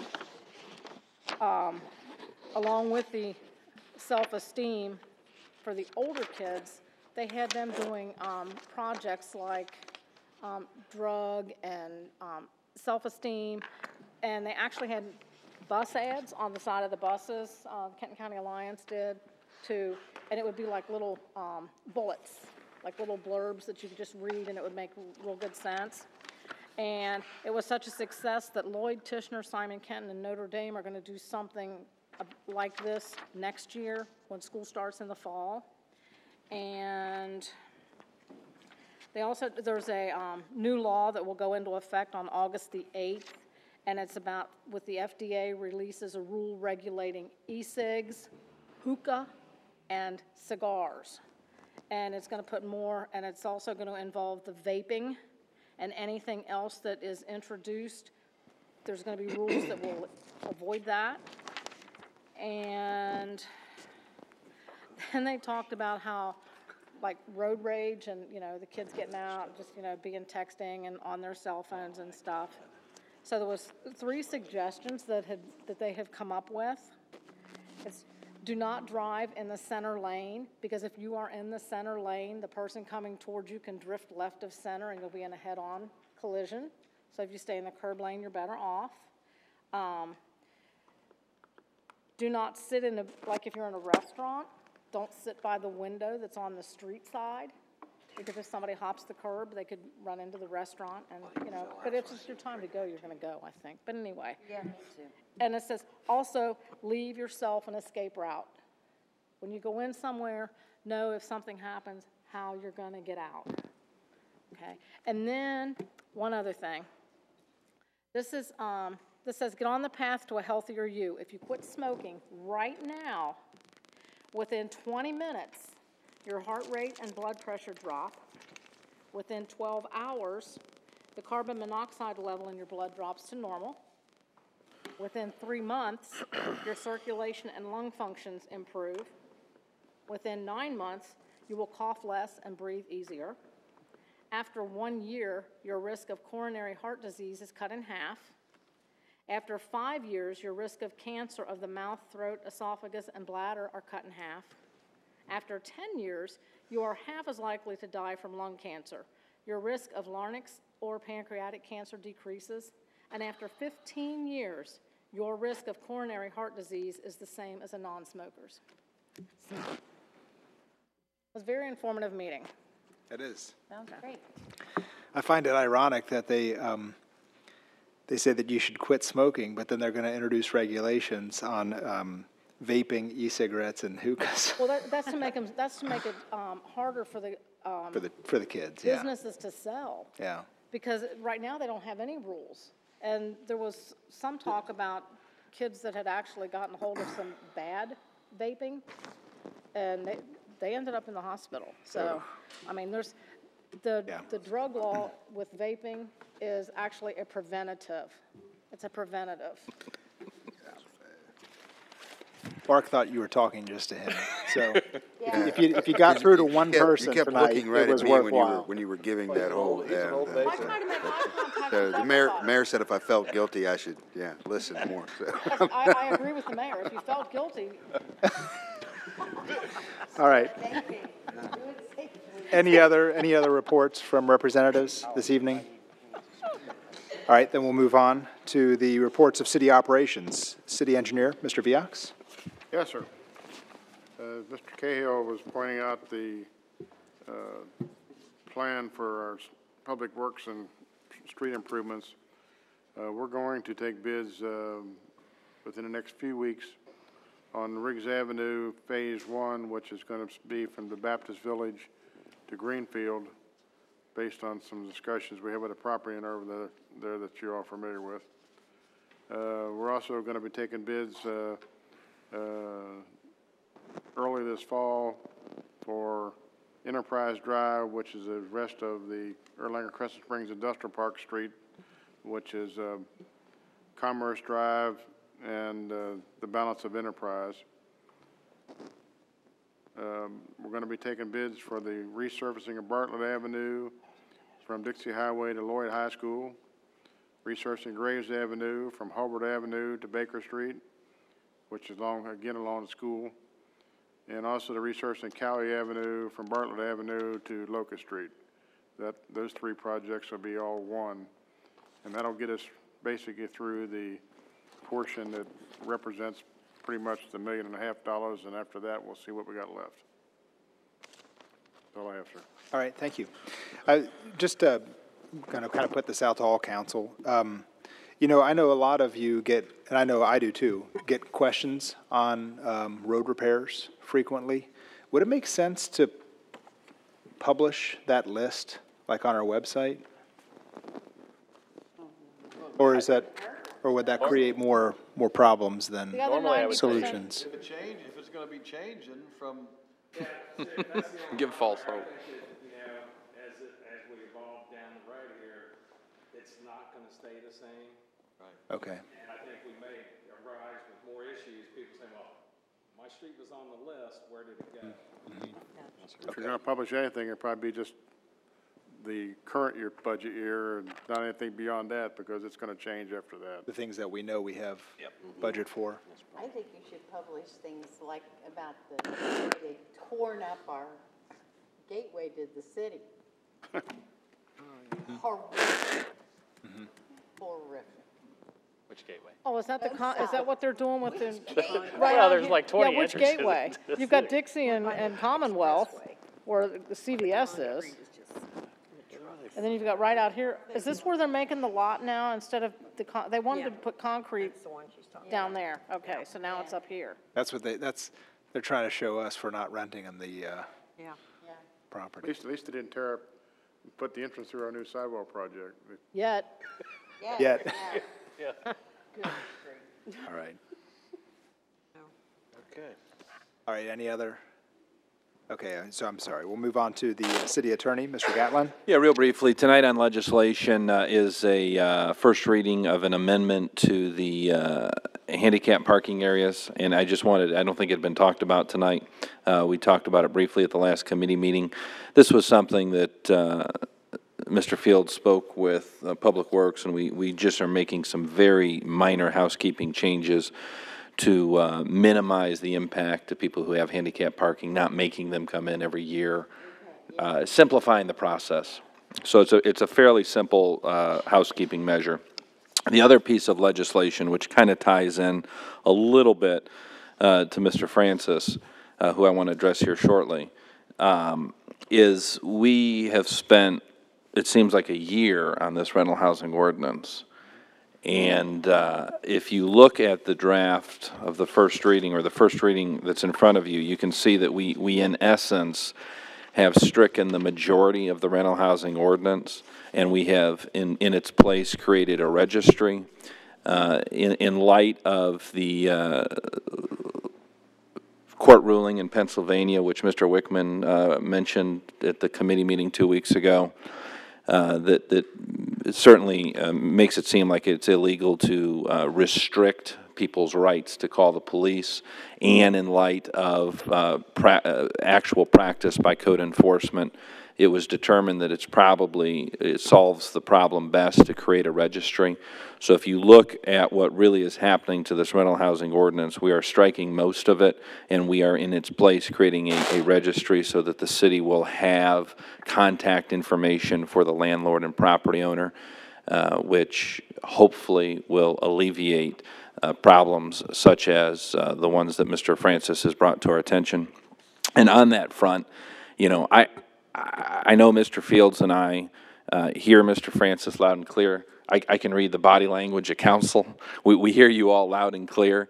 We will work hard and working with Kim and Mr. Wickman, who handle some of the enforcement of the code enforcement part from a legal perspective, to have some sort of proposal at the July 21st meeting. But I would ask council to help guide us on that a little bit. So, you know, email, call, you know, we can set up lunches or whatever between now and the 21st to have a better understanding of how strong we want to go. Because what I said to Mr. Francis is the reality. We can be as hard as we want, or we can be as lenient as we want. I mean, at the end of the day, it is somewhat in the control of council. And Mr. Fields and I are here at the direction of council and the mayor. So we want that feedback from you guys, and not necessarily tonight, but. One of the problems is that he bought $1 million house that used to be. We can do it on the 21st, show you the area and do some more things, or if you just want to disregard, I'll just tell Boone County we're just not interested. You know, I think my first reaction was the same as Mr. Myers. But the more I began to think about it, you know, the cost of a park, you know, the installation cost is low when you look at the life cycle cost of having a park. Mm-hmm. And I do kind of like the idea that it's outside of the city, and that the lifetime maintenance of the park would be up to Boone County since it's outside of the city. And it does benefit our residents. I mean, would that actually be the case? I mean, is Boone County already committed to spending whatever it takes? So they think we're going to split? No, I think they're looking for money on a study to see if it's going to be worthwhile or not, or if it'd be beneficial. But if they're going to cover the cost of the park, then why do we need to split half of the cost of evaluation? Well, that conversation has not taken place. Okay. The only conversations we've had are about the study. You know, I made the suggestion to Boone County at the time, and I said, you know, I think I can see us, you know, be more willing to do a one-time expense than we would ever be able to be doing a maintenance cost. It's going to be totally in your county. I don't think we'd be interested at all in maintaining it, you know, but we'd have to see what everything else was. And that was just that was just Jeff Earlywine and I talking, their county administrator and I. So that had absolutely nothing to do with the commission or nothing to do with any elected officials that were making those decisions. So. Mrs. Pitts, were you saying, why are they asking us to pay for half of the study? Yeah, if they're thinking of putting a park in there and they would be covering all of it, then why would we have anything to do with the study? Yeah, were you thinking?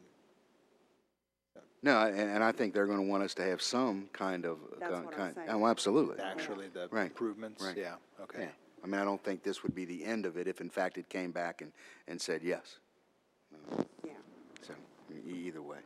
We do know that's an area out there that, obviously, the pictures you saw tonight, I think you could probably go out there and we could take, you know, a bunch more pictures just like that in that neighborhood. So, it's never had a park. Been here this long. I've never seen a park there that I know of that's ever been there, and I don't think that we have any available land inside of that subdivision, like I said, with the exception of what's down on Lower Erlanger Road.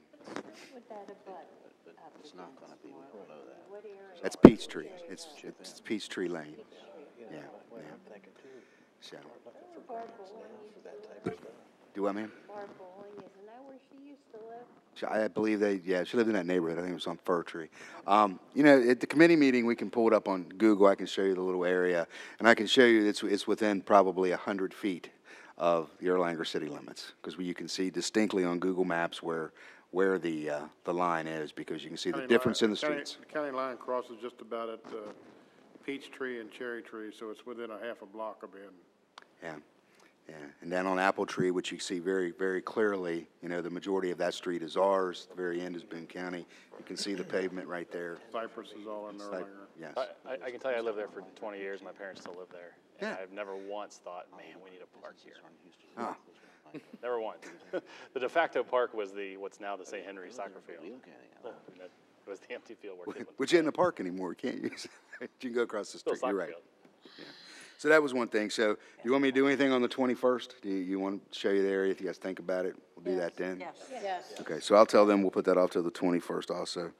Okay, couple other things. We did complete and submit the sidewalk grant to OKI for SNK funds for the Dalwick Drive project. Just wanted to make sure that Mr. Cahill knew from OKI and all that. We've got that submitted. That's a project that we are partnering with Boone County for that one. You're going to see another Homeland Security Grant resolution tonight.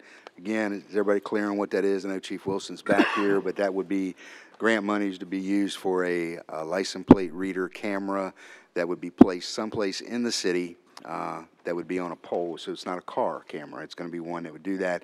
It would be hooked in exactly to the automated plate reader system that we have in our vehicles.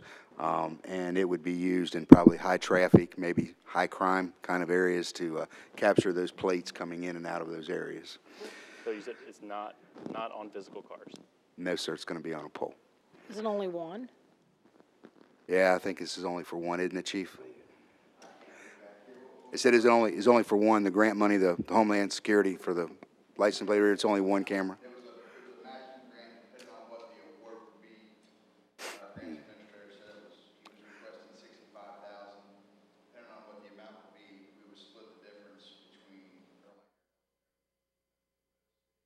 Yeah, it's a joint application. Right. So just want to let everybody know what that was about, what that one was for. I got a question, Yes, sir. if you don't mind. What's the benefit of that machine? You see a license plate but nobody can go get them. Well, you have them and they're recorded. The chief can address that. I understand that, but. Right. what if The they benefit, Mr. Burke, is it captures a plate and it tags it with a geotag. It takes a picture of the car. It tells you when and where that car's been. It dumps it into a database that we hook into in Hamilton County.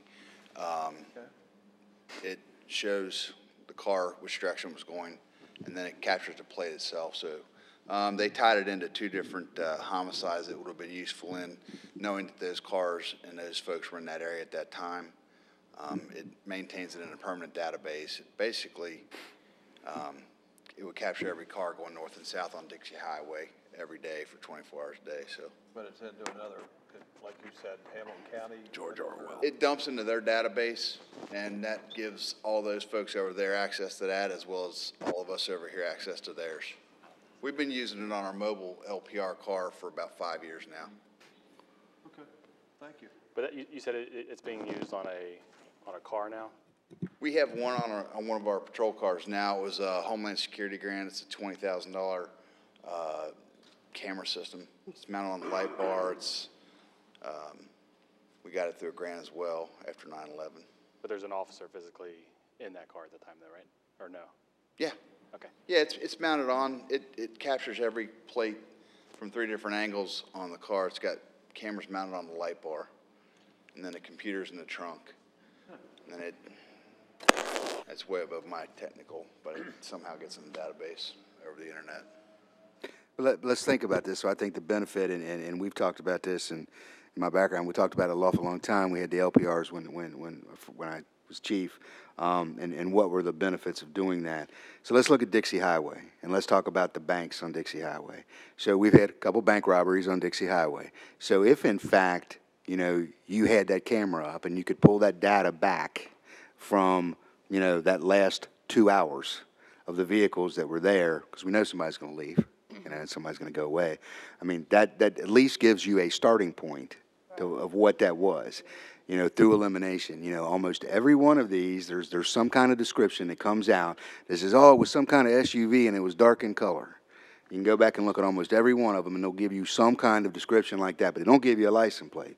So if you had a system like this set up, so you could look at it, and then you could go back and say, okay, I want to, cut it down and do the SUVs, and you could actually search that way.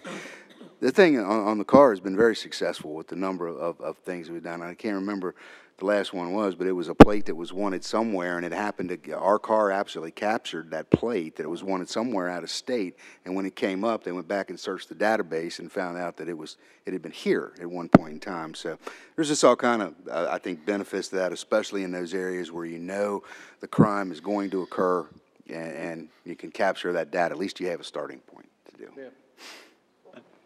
I got a question just about the resolution itself. You said we were going to partner with Ellesmere on this project. Yes. Will Ellesmere have to adopt the same resolution? Yes. What happens if they decide not to do it, if they turn it down? We don't have to accept the grant money is the way I understand it. Right. So if the matching amount was too much, then we wouldn't have to accept the money at all. Has Ellesmere already voted on this? I'm not aware of. I'm not sure they did either, but I do want to ask one thing, because this resolution is written, and this is the way that I had read it before, that it is not required to match any amount. That's the way I understood this resolution. You said before that we had to do a match? Yeah, if they don't give us the full amount for the cost of the equipment, then the difference would be paid, my understanding was, between the two cities at 50%. Okay, but that's not the same as a match. So if they would award us, because we're requesting the amount of $63,000. So if they don't give us that $63,000, then it would be up to us whether or not we wanted to fund them. So if you Sure. put them 10,000, Ellesmere put 5, we 5. Yeah, so it's not exactly a match, but it'd be a required, I think, contribution if in fact, yeah. Yes. Yeah. Is Ellesmere the only other city you've considered? Yes. Yes, they were. Question. Let's see. Right. Good. Any other questions? Thank you, Chief. Okay, good news. You done? Yeah, I'm done. No, I'm not. I got two more things, real quick. I wanted to let you know, because Kathy didn't say it. The Erlanger Ellesmere Freedom Night, we got about almost $1,000 for the Erlanger Ellesmere Family Resource Centers. So everything of that night, it was a success. I want to thank all of our sponsors for that. So we had two actually, and I believe they were called gold sponsors, and one was Ron Adams Law Firm over here, and the other one was Convergys. They were $1,000 donations to our cause, and so all in all, after they got their tickets and everything, we get that for Erlanger Ellesmere Family Resource Center. That was very good. Thank you for everybody that came and contributed to that. Also, we sent out a thing, and it's on our website. So the school system's having a summer feeding program. So any child that's under the age of 18 can go to the schools and get breakfast and lunch. So we want to make sure everybody knows that. It's been given to all of our first responders. So if they come into a family, that needs that, making sure that they know it. All that information is on our website. So if in fact you get it, but it's in the elementary schools and in the high school this summer, so that'll be going on all summer long.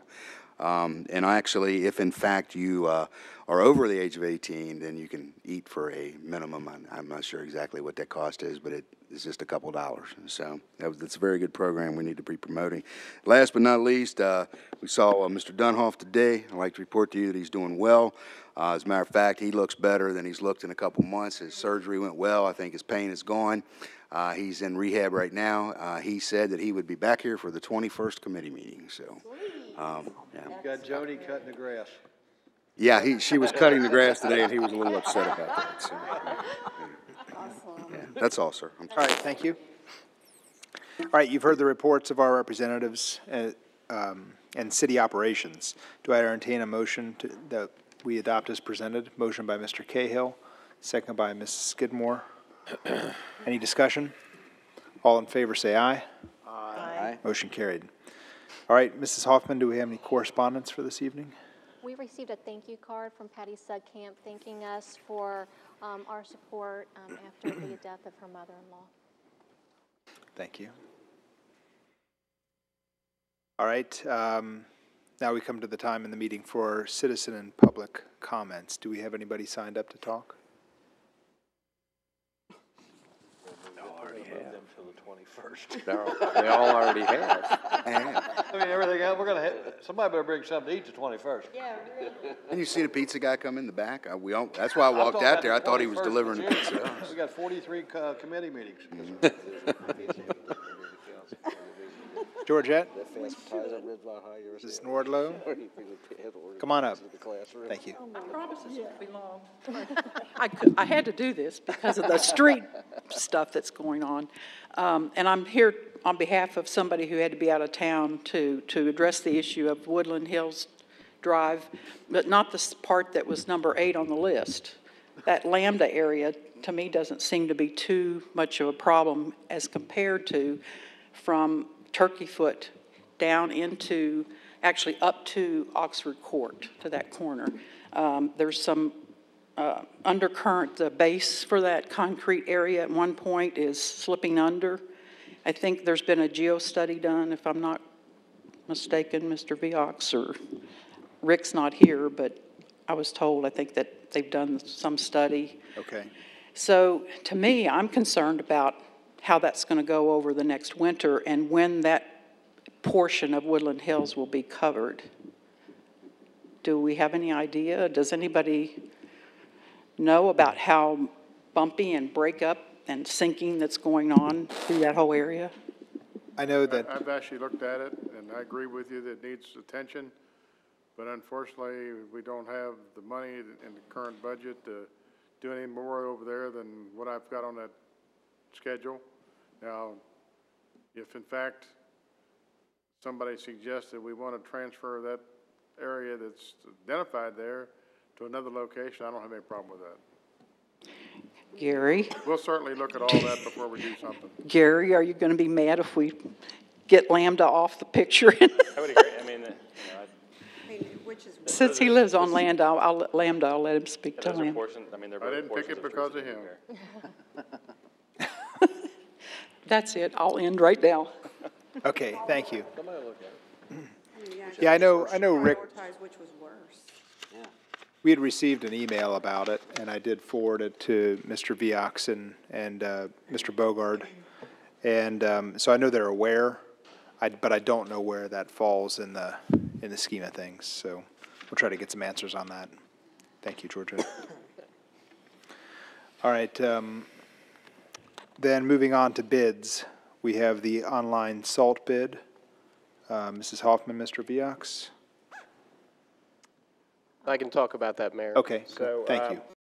Farmhouse and he moved across the street from a slum area. Yeah. I mean, you know, it is what it is. It's always been there. But that doesn't mean it always has to stay there. And I agree with that, totally. Well, yeah, I mean, this is it's a challenging conversation, and I don't want to dig too deep into it, but you know, the person across the street from him doesn't have any say on how he paints his house or what his house looks like either, and they may not like his taste in things either. So it's hard to regulate taste. Now, granted, I know some of those are maintenance issues, but just because they may not be compliant or he may not like the way they maintain their house doesn't mean that they have any less property rights than he does. So it's a difficult thing. And my only point is Mr. Fields and I want to do whatever the pulse of council is on this issue. So call us, you know, call me, call Mark. We're going to put our heads together. We're going to start at Drake's at 3 o'clock on Friday, putting our heads together on this issue. Call before then. And also in a related issue, I don't know if how many were at the KLC legislative update, and if this was mentioned, I was not able to make that for another city commitment that evening. But KRS 82083, which is the surplus property statute, has been amended. And it goes into effect July 1st, and it's going to make it a little easier for cities to acquire blighted property and to go through less rigmarole, less hoops in surplusing blighted property. So that's something that I will be prepared to discuss a little at greater length at the committee meeting, because I think it's all tied together. I think this is all somewhat tied together. So Senate, there were some sweeping changes that I think will make it easier for cities. That's all I have, Mayor. Thank you, Mr. Gatlin. You know, along with that, if we're going to put that on the agenda, could we also tie in the, we've talked briefly about surplusing the property on Houston Road. Would it make sense to talk about that at that time as well? Sure. Okay. I think it's. Okay. All right, then next up, we've got City Council Attorney, Mr. Wickman. I don't have anything to report, Mayor. Music to my ears, thank you. Not just you, I mean, just, Oh, yeah. I'm looking at the time. I don't know how to take that. No, don't take that wrong. No, that's a great thing, thank you. I've got a question. All right, yes, sir.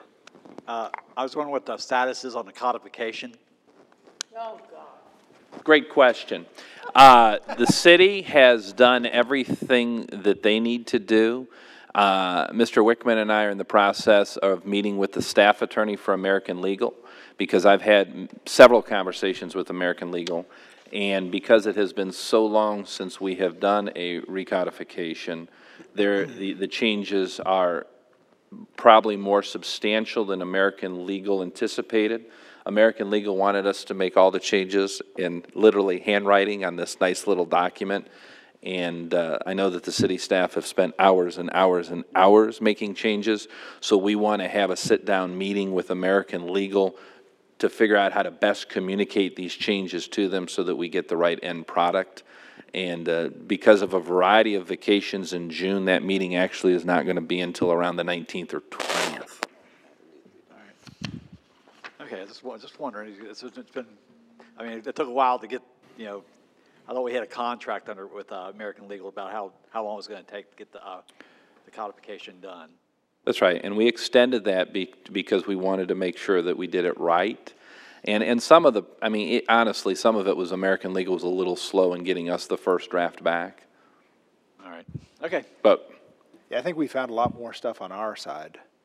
You know, that we found that since it hadn't been done in a while, it really made more sense for us to take a little bit more time on our side and try to get it right.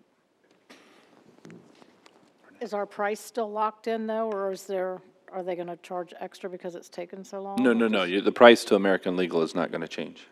Okay. Yeah. Thank you. We're just getting our money's worth. That's right. Yeah, thank you. I heard that, Corinne. Well, we're hopeful that, I'm just going to stop talking. Yes, the price is not going to change. Okay. I think Frank and I are hopeful that American Legal does the majority of the work. And that's what we're concerned about based on the volume that is currently in it. Yeah, but if you don't do it right, when are you going to have time to do it over? Right. Yeah. All right.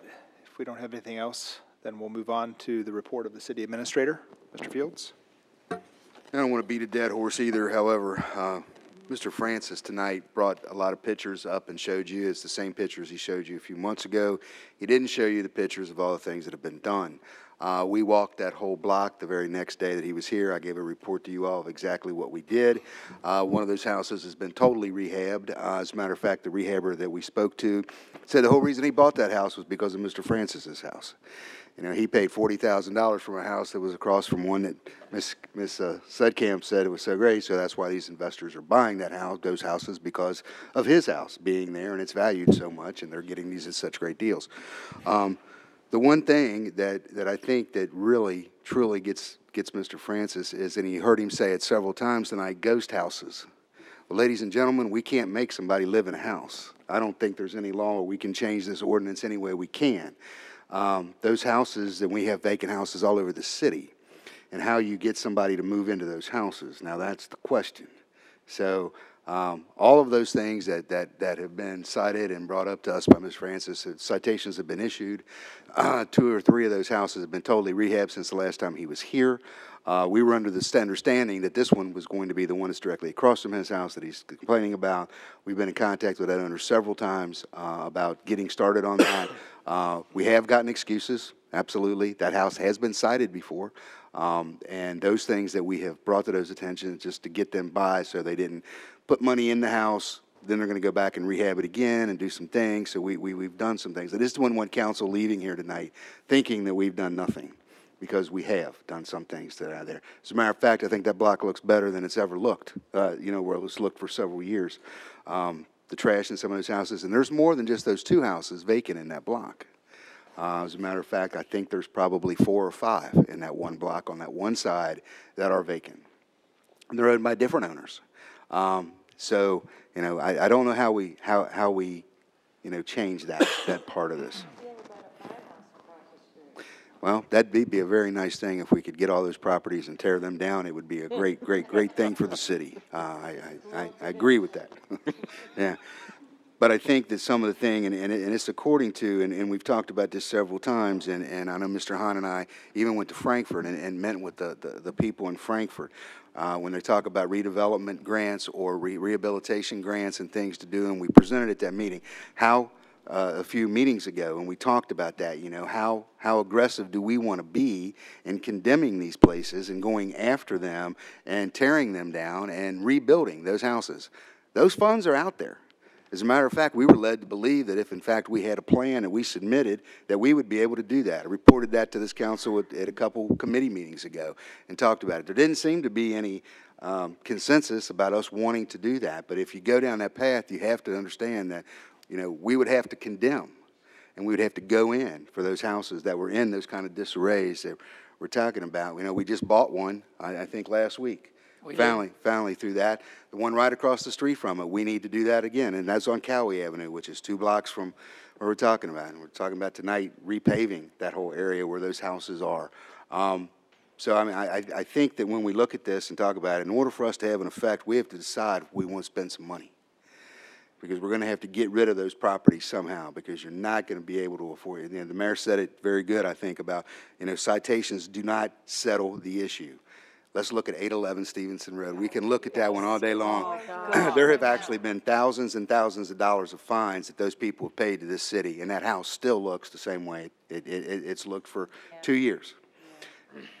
Point is, this isn't the only issue. There's a whole lot. It's bigger than that. So just don't, you know, we have been talking about this at length, you know, but I think on the committee meeting, it'd be really good to dive into this. And I will have the codes enforcement officers here.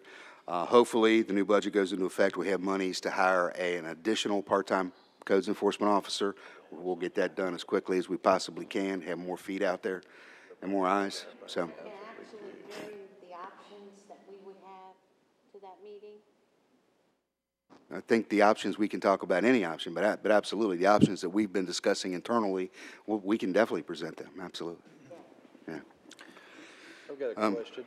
Yes, sir. I'm sorry, you finished? No, sir. With that part? I just wanted to ask about the house on Jacqueline. Somebody buy that? Is that? Yes, sir. They did. They bought it, was bought by a investor. It's probably gonna, I don't know, I haven't talked to them. My guess is they'll bring it up to code and rent it. They bought it dirt cheap. I know that, $28,000. Pretty cheap for a duplex. But anyway, it's sold, it's changed hands. Yes. So hopefully that'll be. It's a mess. Okay. I just have a couple other things. Oh, I'm sorry. I have a question on this same topic. On 811, did the bank get their deed that they needed to start the ejection of the residents? They did. We've been in contact with them continuously about evicting the present occupants. They're dragging their feet.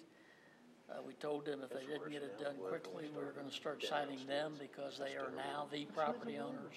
Okay. We have issued citations to them totaling, so far I think it was $3,200. Yeah. Okay. We'll continue to cite them. If they don't do anything, then we'll foreclose on them again. Okay. And then I wanted to ask a question. Isn't it against our ordinance to have a riding mower in your front yard just parked? It's not moved? Isn't that, I mean, is that against our ordinance? Or is that up to the homeowner? It's against an ordinance if it is not functional. If it's not operable. Yeah. But if it's functional, I can park my riding mower in my front yard. Oh, Lord. See, I think those are some things we need to look at and change. To me, that's horrible looking. Well, those are the kind of things I think we can discuss and bring up and see. It goes with that whole inoperable part of that and junk. Call it a recreational vehicle. Yeah, it's a recreational vehicle. A couple other things quickly. We've been approached by Boone County and Mr. Collins from the Cherry Hill Swim Club. He went to Boone County. He had reached out to Mr. Dunhoff a few months ago, or maybe about 2 months ago, with an idea of creating a park there in Cherry Hill right next to the entrance to where the swim club is. Upon looking at this at Cherry Hill, there's a little over 500 homes in Cherry Hill. About half of them are in the city of Erlanger, about half of them are in Boone County. It splits just about 50-50.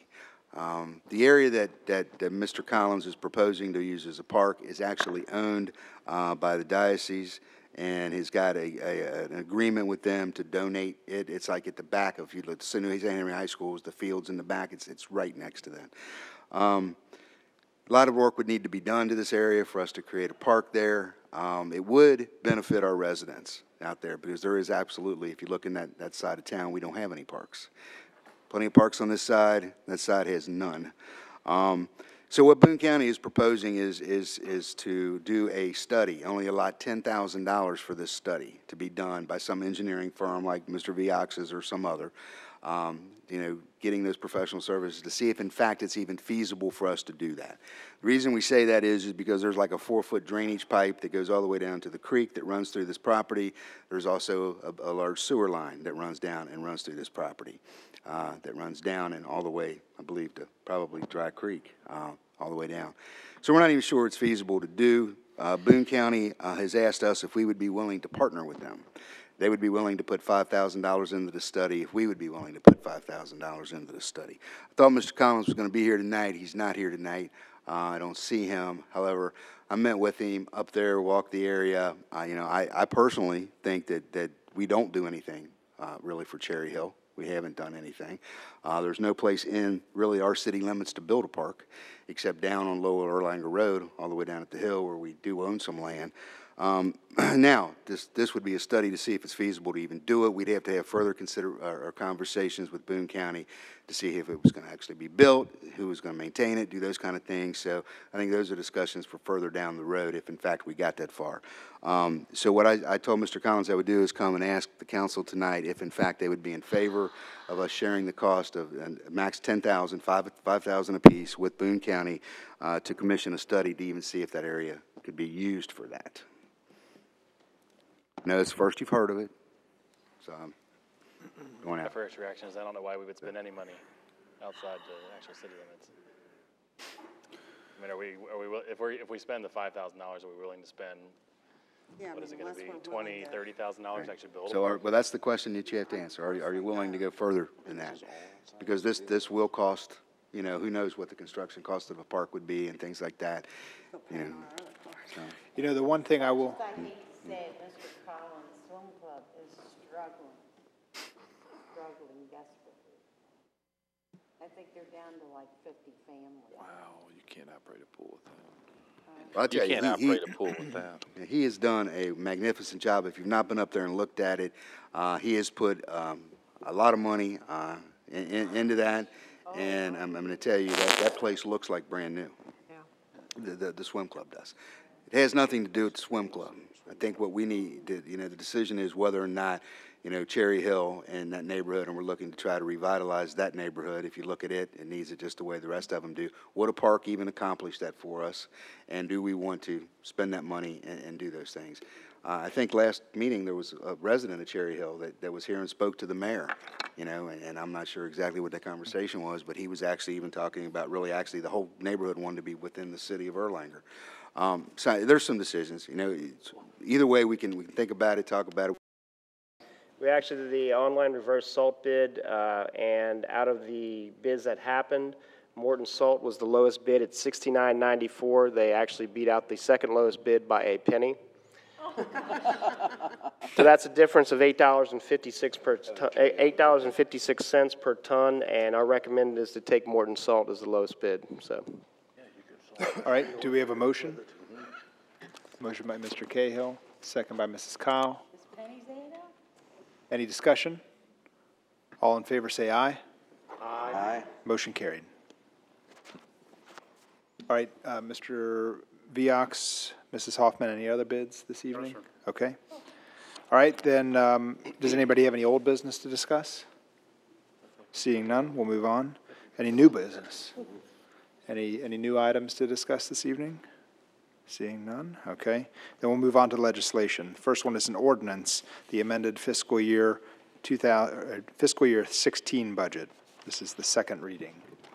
This is an ordinance of the City of Erlanger in Kenton County, Kentucky, amending Erlanger Ordinance Number 2414 and the budget adopted thereby for the City of Erlanger for the fiscal year beginning on July 1, 2015 and ending on June 30, 2016. By summary, this is the amended budget, and the spreadsheet is attached to the ordinance, which shows the amendments that were made for fiscal year 2016. All right, do we have a motion by Mr. Blankenship? The second reading. Yes, thank you. Second by Mrs. Pitts. Any discussion? All right, this is a roll call vote. Ms. Skidmore? Yes, ma'am. Ms. Cahill? Yes, ma'am. Ms. Sudcamp? Yes, ma'am. Mr. Meyer? Yes, ma'am. Mr. Blankenship? Yes, ma'am. Mr. Howard? Yes, ma'am. Ms. Pitts? Yes, ma'am. Mr. Cahill? Yes, ma'am. Ms. Kyle? Yes, ma'am. Mr. Burke? Yes, ma'am. Mr. Skidmore? Yes, ma'am. All right, motion carried. Second one, next one is an ordinance, the proposed fiscal year 17 budget, second reading. This is an ordinance of the City of Erlanger in Kenton County, Kentucky, adopting a budget for the City of Erlanger for the fiscal year beginning on July 1, 2016, and providing that no money shall be expended by or on behalf of the City of Erlanger except in accordance with that adopted budget. By summary, the combined operating budget for fiscal year July 1, 2016 through June 30, 2017 is attached in summary format. All right, do we have a motion? Motion by Mr. Blankenship, second by Mrs. Sudcamp. Any discussion? I have just a few comments. You know, I was happy with the discourse that we had earlier about the funding for the street repairs. I still think, you know, we need to do some work there. A couple of the concerns that I have looking at it, and I feel like this is an onion. Every time I look at this budget, there's something new that I'm seeing. And I applaud the fact that we are planning to reduce revenues by with the reduced tax rate this coming year. And I think that's a good trajectory. However, I think our expenses are going in the wrong direction. Last fiscal year, we were 2.5% increase over the prior year. This year, we're projecting at 3.1% in the general fund expenses. Most of that in general government with just a small increase in the public safety, 1.5%. I think that's really the wrong direction. And when we look at it, you look all funds overall, we're still spending almost $800,000 more than we're taking in. I think that trajectory is the wrong direction. You know, we've got, you know, streets crumbling around. I know last year I didn't know what to do, so I was kind of just listening, and Mr. Cahill last year made the same comment, what do we need for streets? And we go a year by and do nothing. This year, you know, the same conversation months ago, and right now we're still not doing anything. So I'm hopeful that at least there'll be some actual action taken, you know, this year to actually make some changes there and actually shore up our capital fund, because we continuously underfund it by the tune of almost $600,000 every year. So I think there's some things that we need to look at holistically to really give us a better budget going into the future. Can I make a comment about the 7.7% in general government? Because it looks a little on that paper. Number one, we moved all the codes enforcement from the PD into general government, so that is going to be increased. Not only was there personnel there were vehicles there, uniforms, and all the things that the same thing that citation officers are now going to have been moved in there. The pay raises that are going to be assigned to each department are listed in general government under recruitment and retention, so those will be coming out and be divvied up to the other departments at some point in time. I know there's the two big line items that are there that make that 7.7% look like there's a big increase in general government, but there's not. Those are the reasons for those things. Yeah, I'm just, you know, when I look at the 14 versus 15-year budgets, it was a 0.8% increase, which was essentially the inflation rate. And now, last year was 3 times the rate of inflation. This year, 4 times the rate of inflation. But if our expenses are going to continue in that trajectory, we're going to have, you know, some problems. Because, you know, while we're just looking at this year's budget, we've got some significant fall off that we projected from Toyota. And not to be really hammering on those expenses, I think is the wrong direction. Yeah, if I could just comment on one thing, I think one of the most beneficial things I've found so far as tracking the expenses and the ability to cut expenses are those meetings with the leadership team in January and February and going through the budget line by line. And I know this year was my first year sitting in on that, and I found it very informative, very beneficial, and I would certainly recommend that more council be involved with that. I know you probably weren't even aware when that was happening, but I think, this coming year, I would like to make sure that especially the council committee members be aware and that they're able to sit in on those meetings as well. I think it would be very helpful, and I think that's going to put us closer to that, that end as far as like cutting expenses and making sure that what we're spending is being watched more than anything.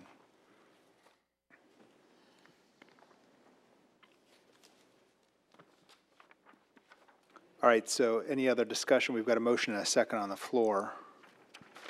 Any other discussion? Okay, then we'll call for a roll call vote. Mr. Skidmore? Yes, ma'am. Mr. Burke? Yes, ma'am. Ms. Kyle? Yes, ma'am. Mr. Cahill? Yes, ma'am. Ms. Pitts? Yes, ma'am. Mr. Howard? Yes, ma'am. Mr. Blankenship? Yes, ma'am. Mr. Meyer? No, ma'am.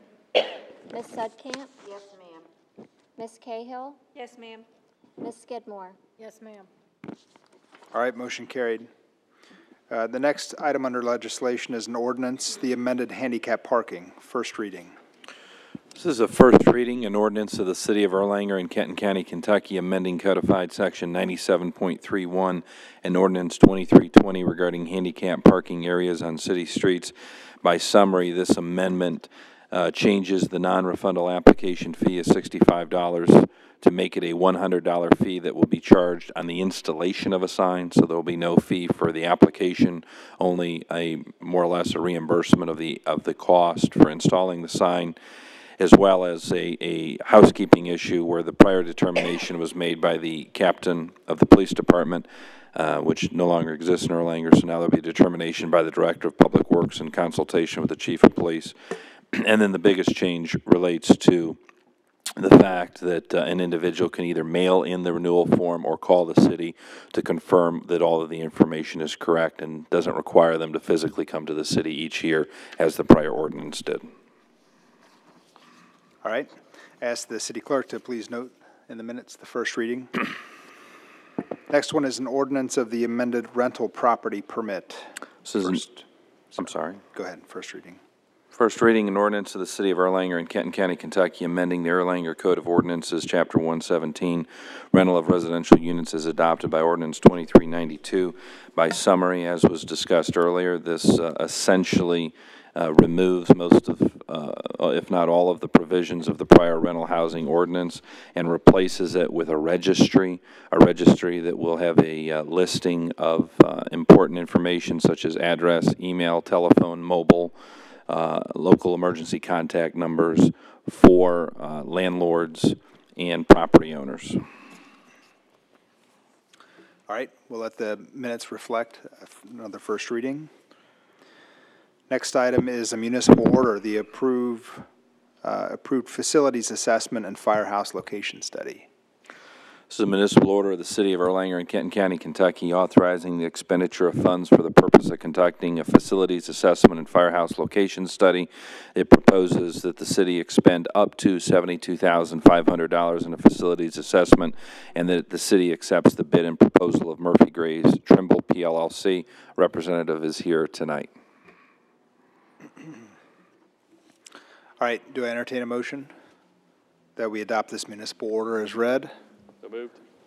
Motion by Mr. Meyer, second by Mr. Howard. Any discussion? All in favor say aye. Aye. Motion carried. All right, the last one is a resolution for the Homeland Security Grant for license plate reader. It's resolution number 0607-16-01, a resolution of the City of Erlanger and Kenton County, Kentucky, authorizing the mayor to make application for a Kentucky Office of Homeland Security grant, and upon approval to enter into an agreement with the Kentucky Office of Homeland Security to execute any documents which are deemed necessary by the Kentucky Office of Homeland Security to facilitate and administer the project, and to act as the authorized correspondent for this project.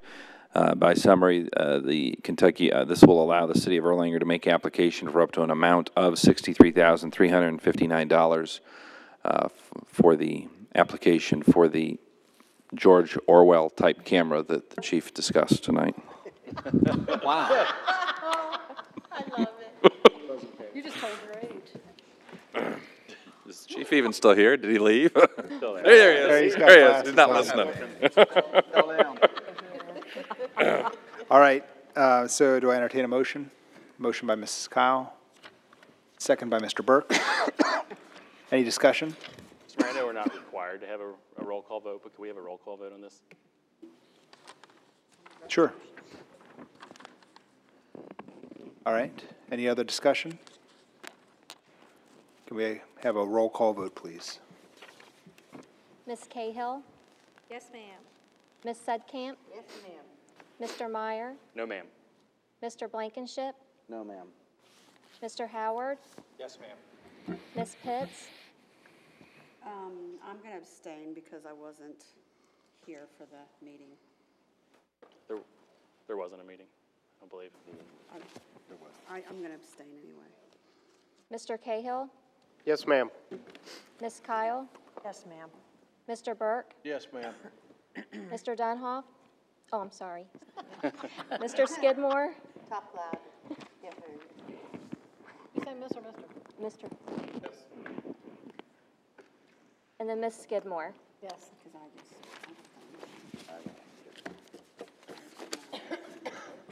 Did Mrs. Kyle get counted twice there? No, I made the motion and then she called me. Okay, sorry. So it looks like motion carried. All right. Do I entertain a motion that we adjourn? Absolutely not. Motion by Mr. Blankenship, He was staying I might as well stay here till June. second. Second by Mrs. Sudcamp. Got a motion and a second. Discussion. All in favor say aye. Aye. Motion carried. Meeting adjourned.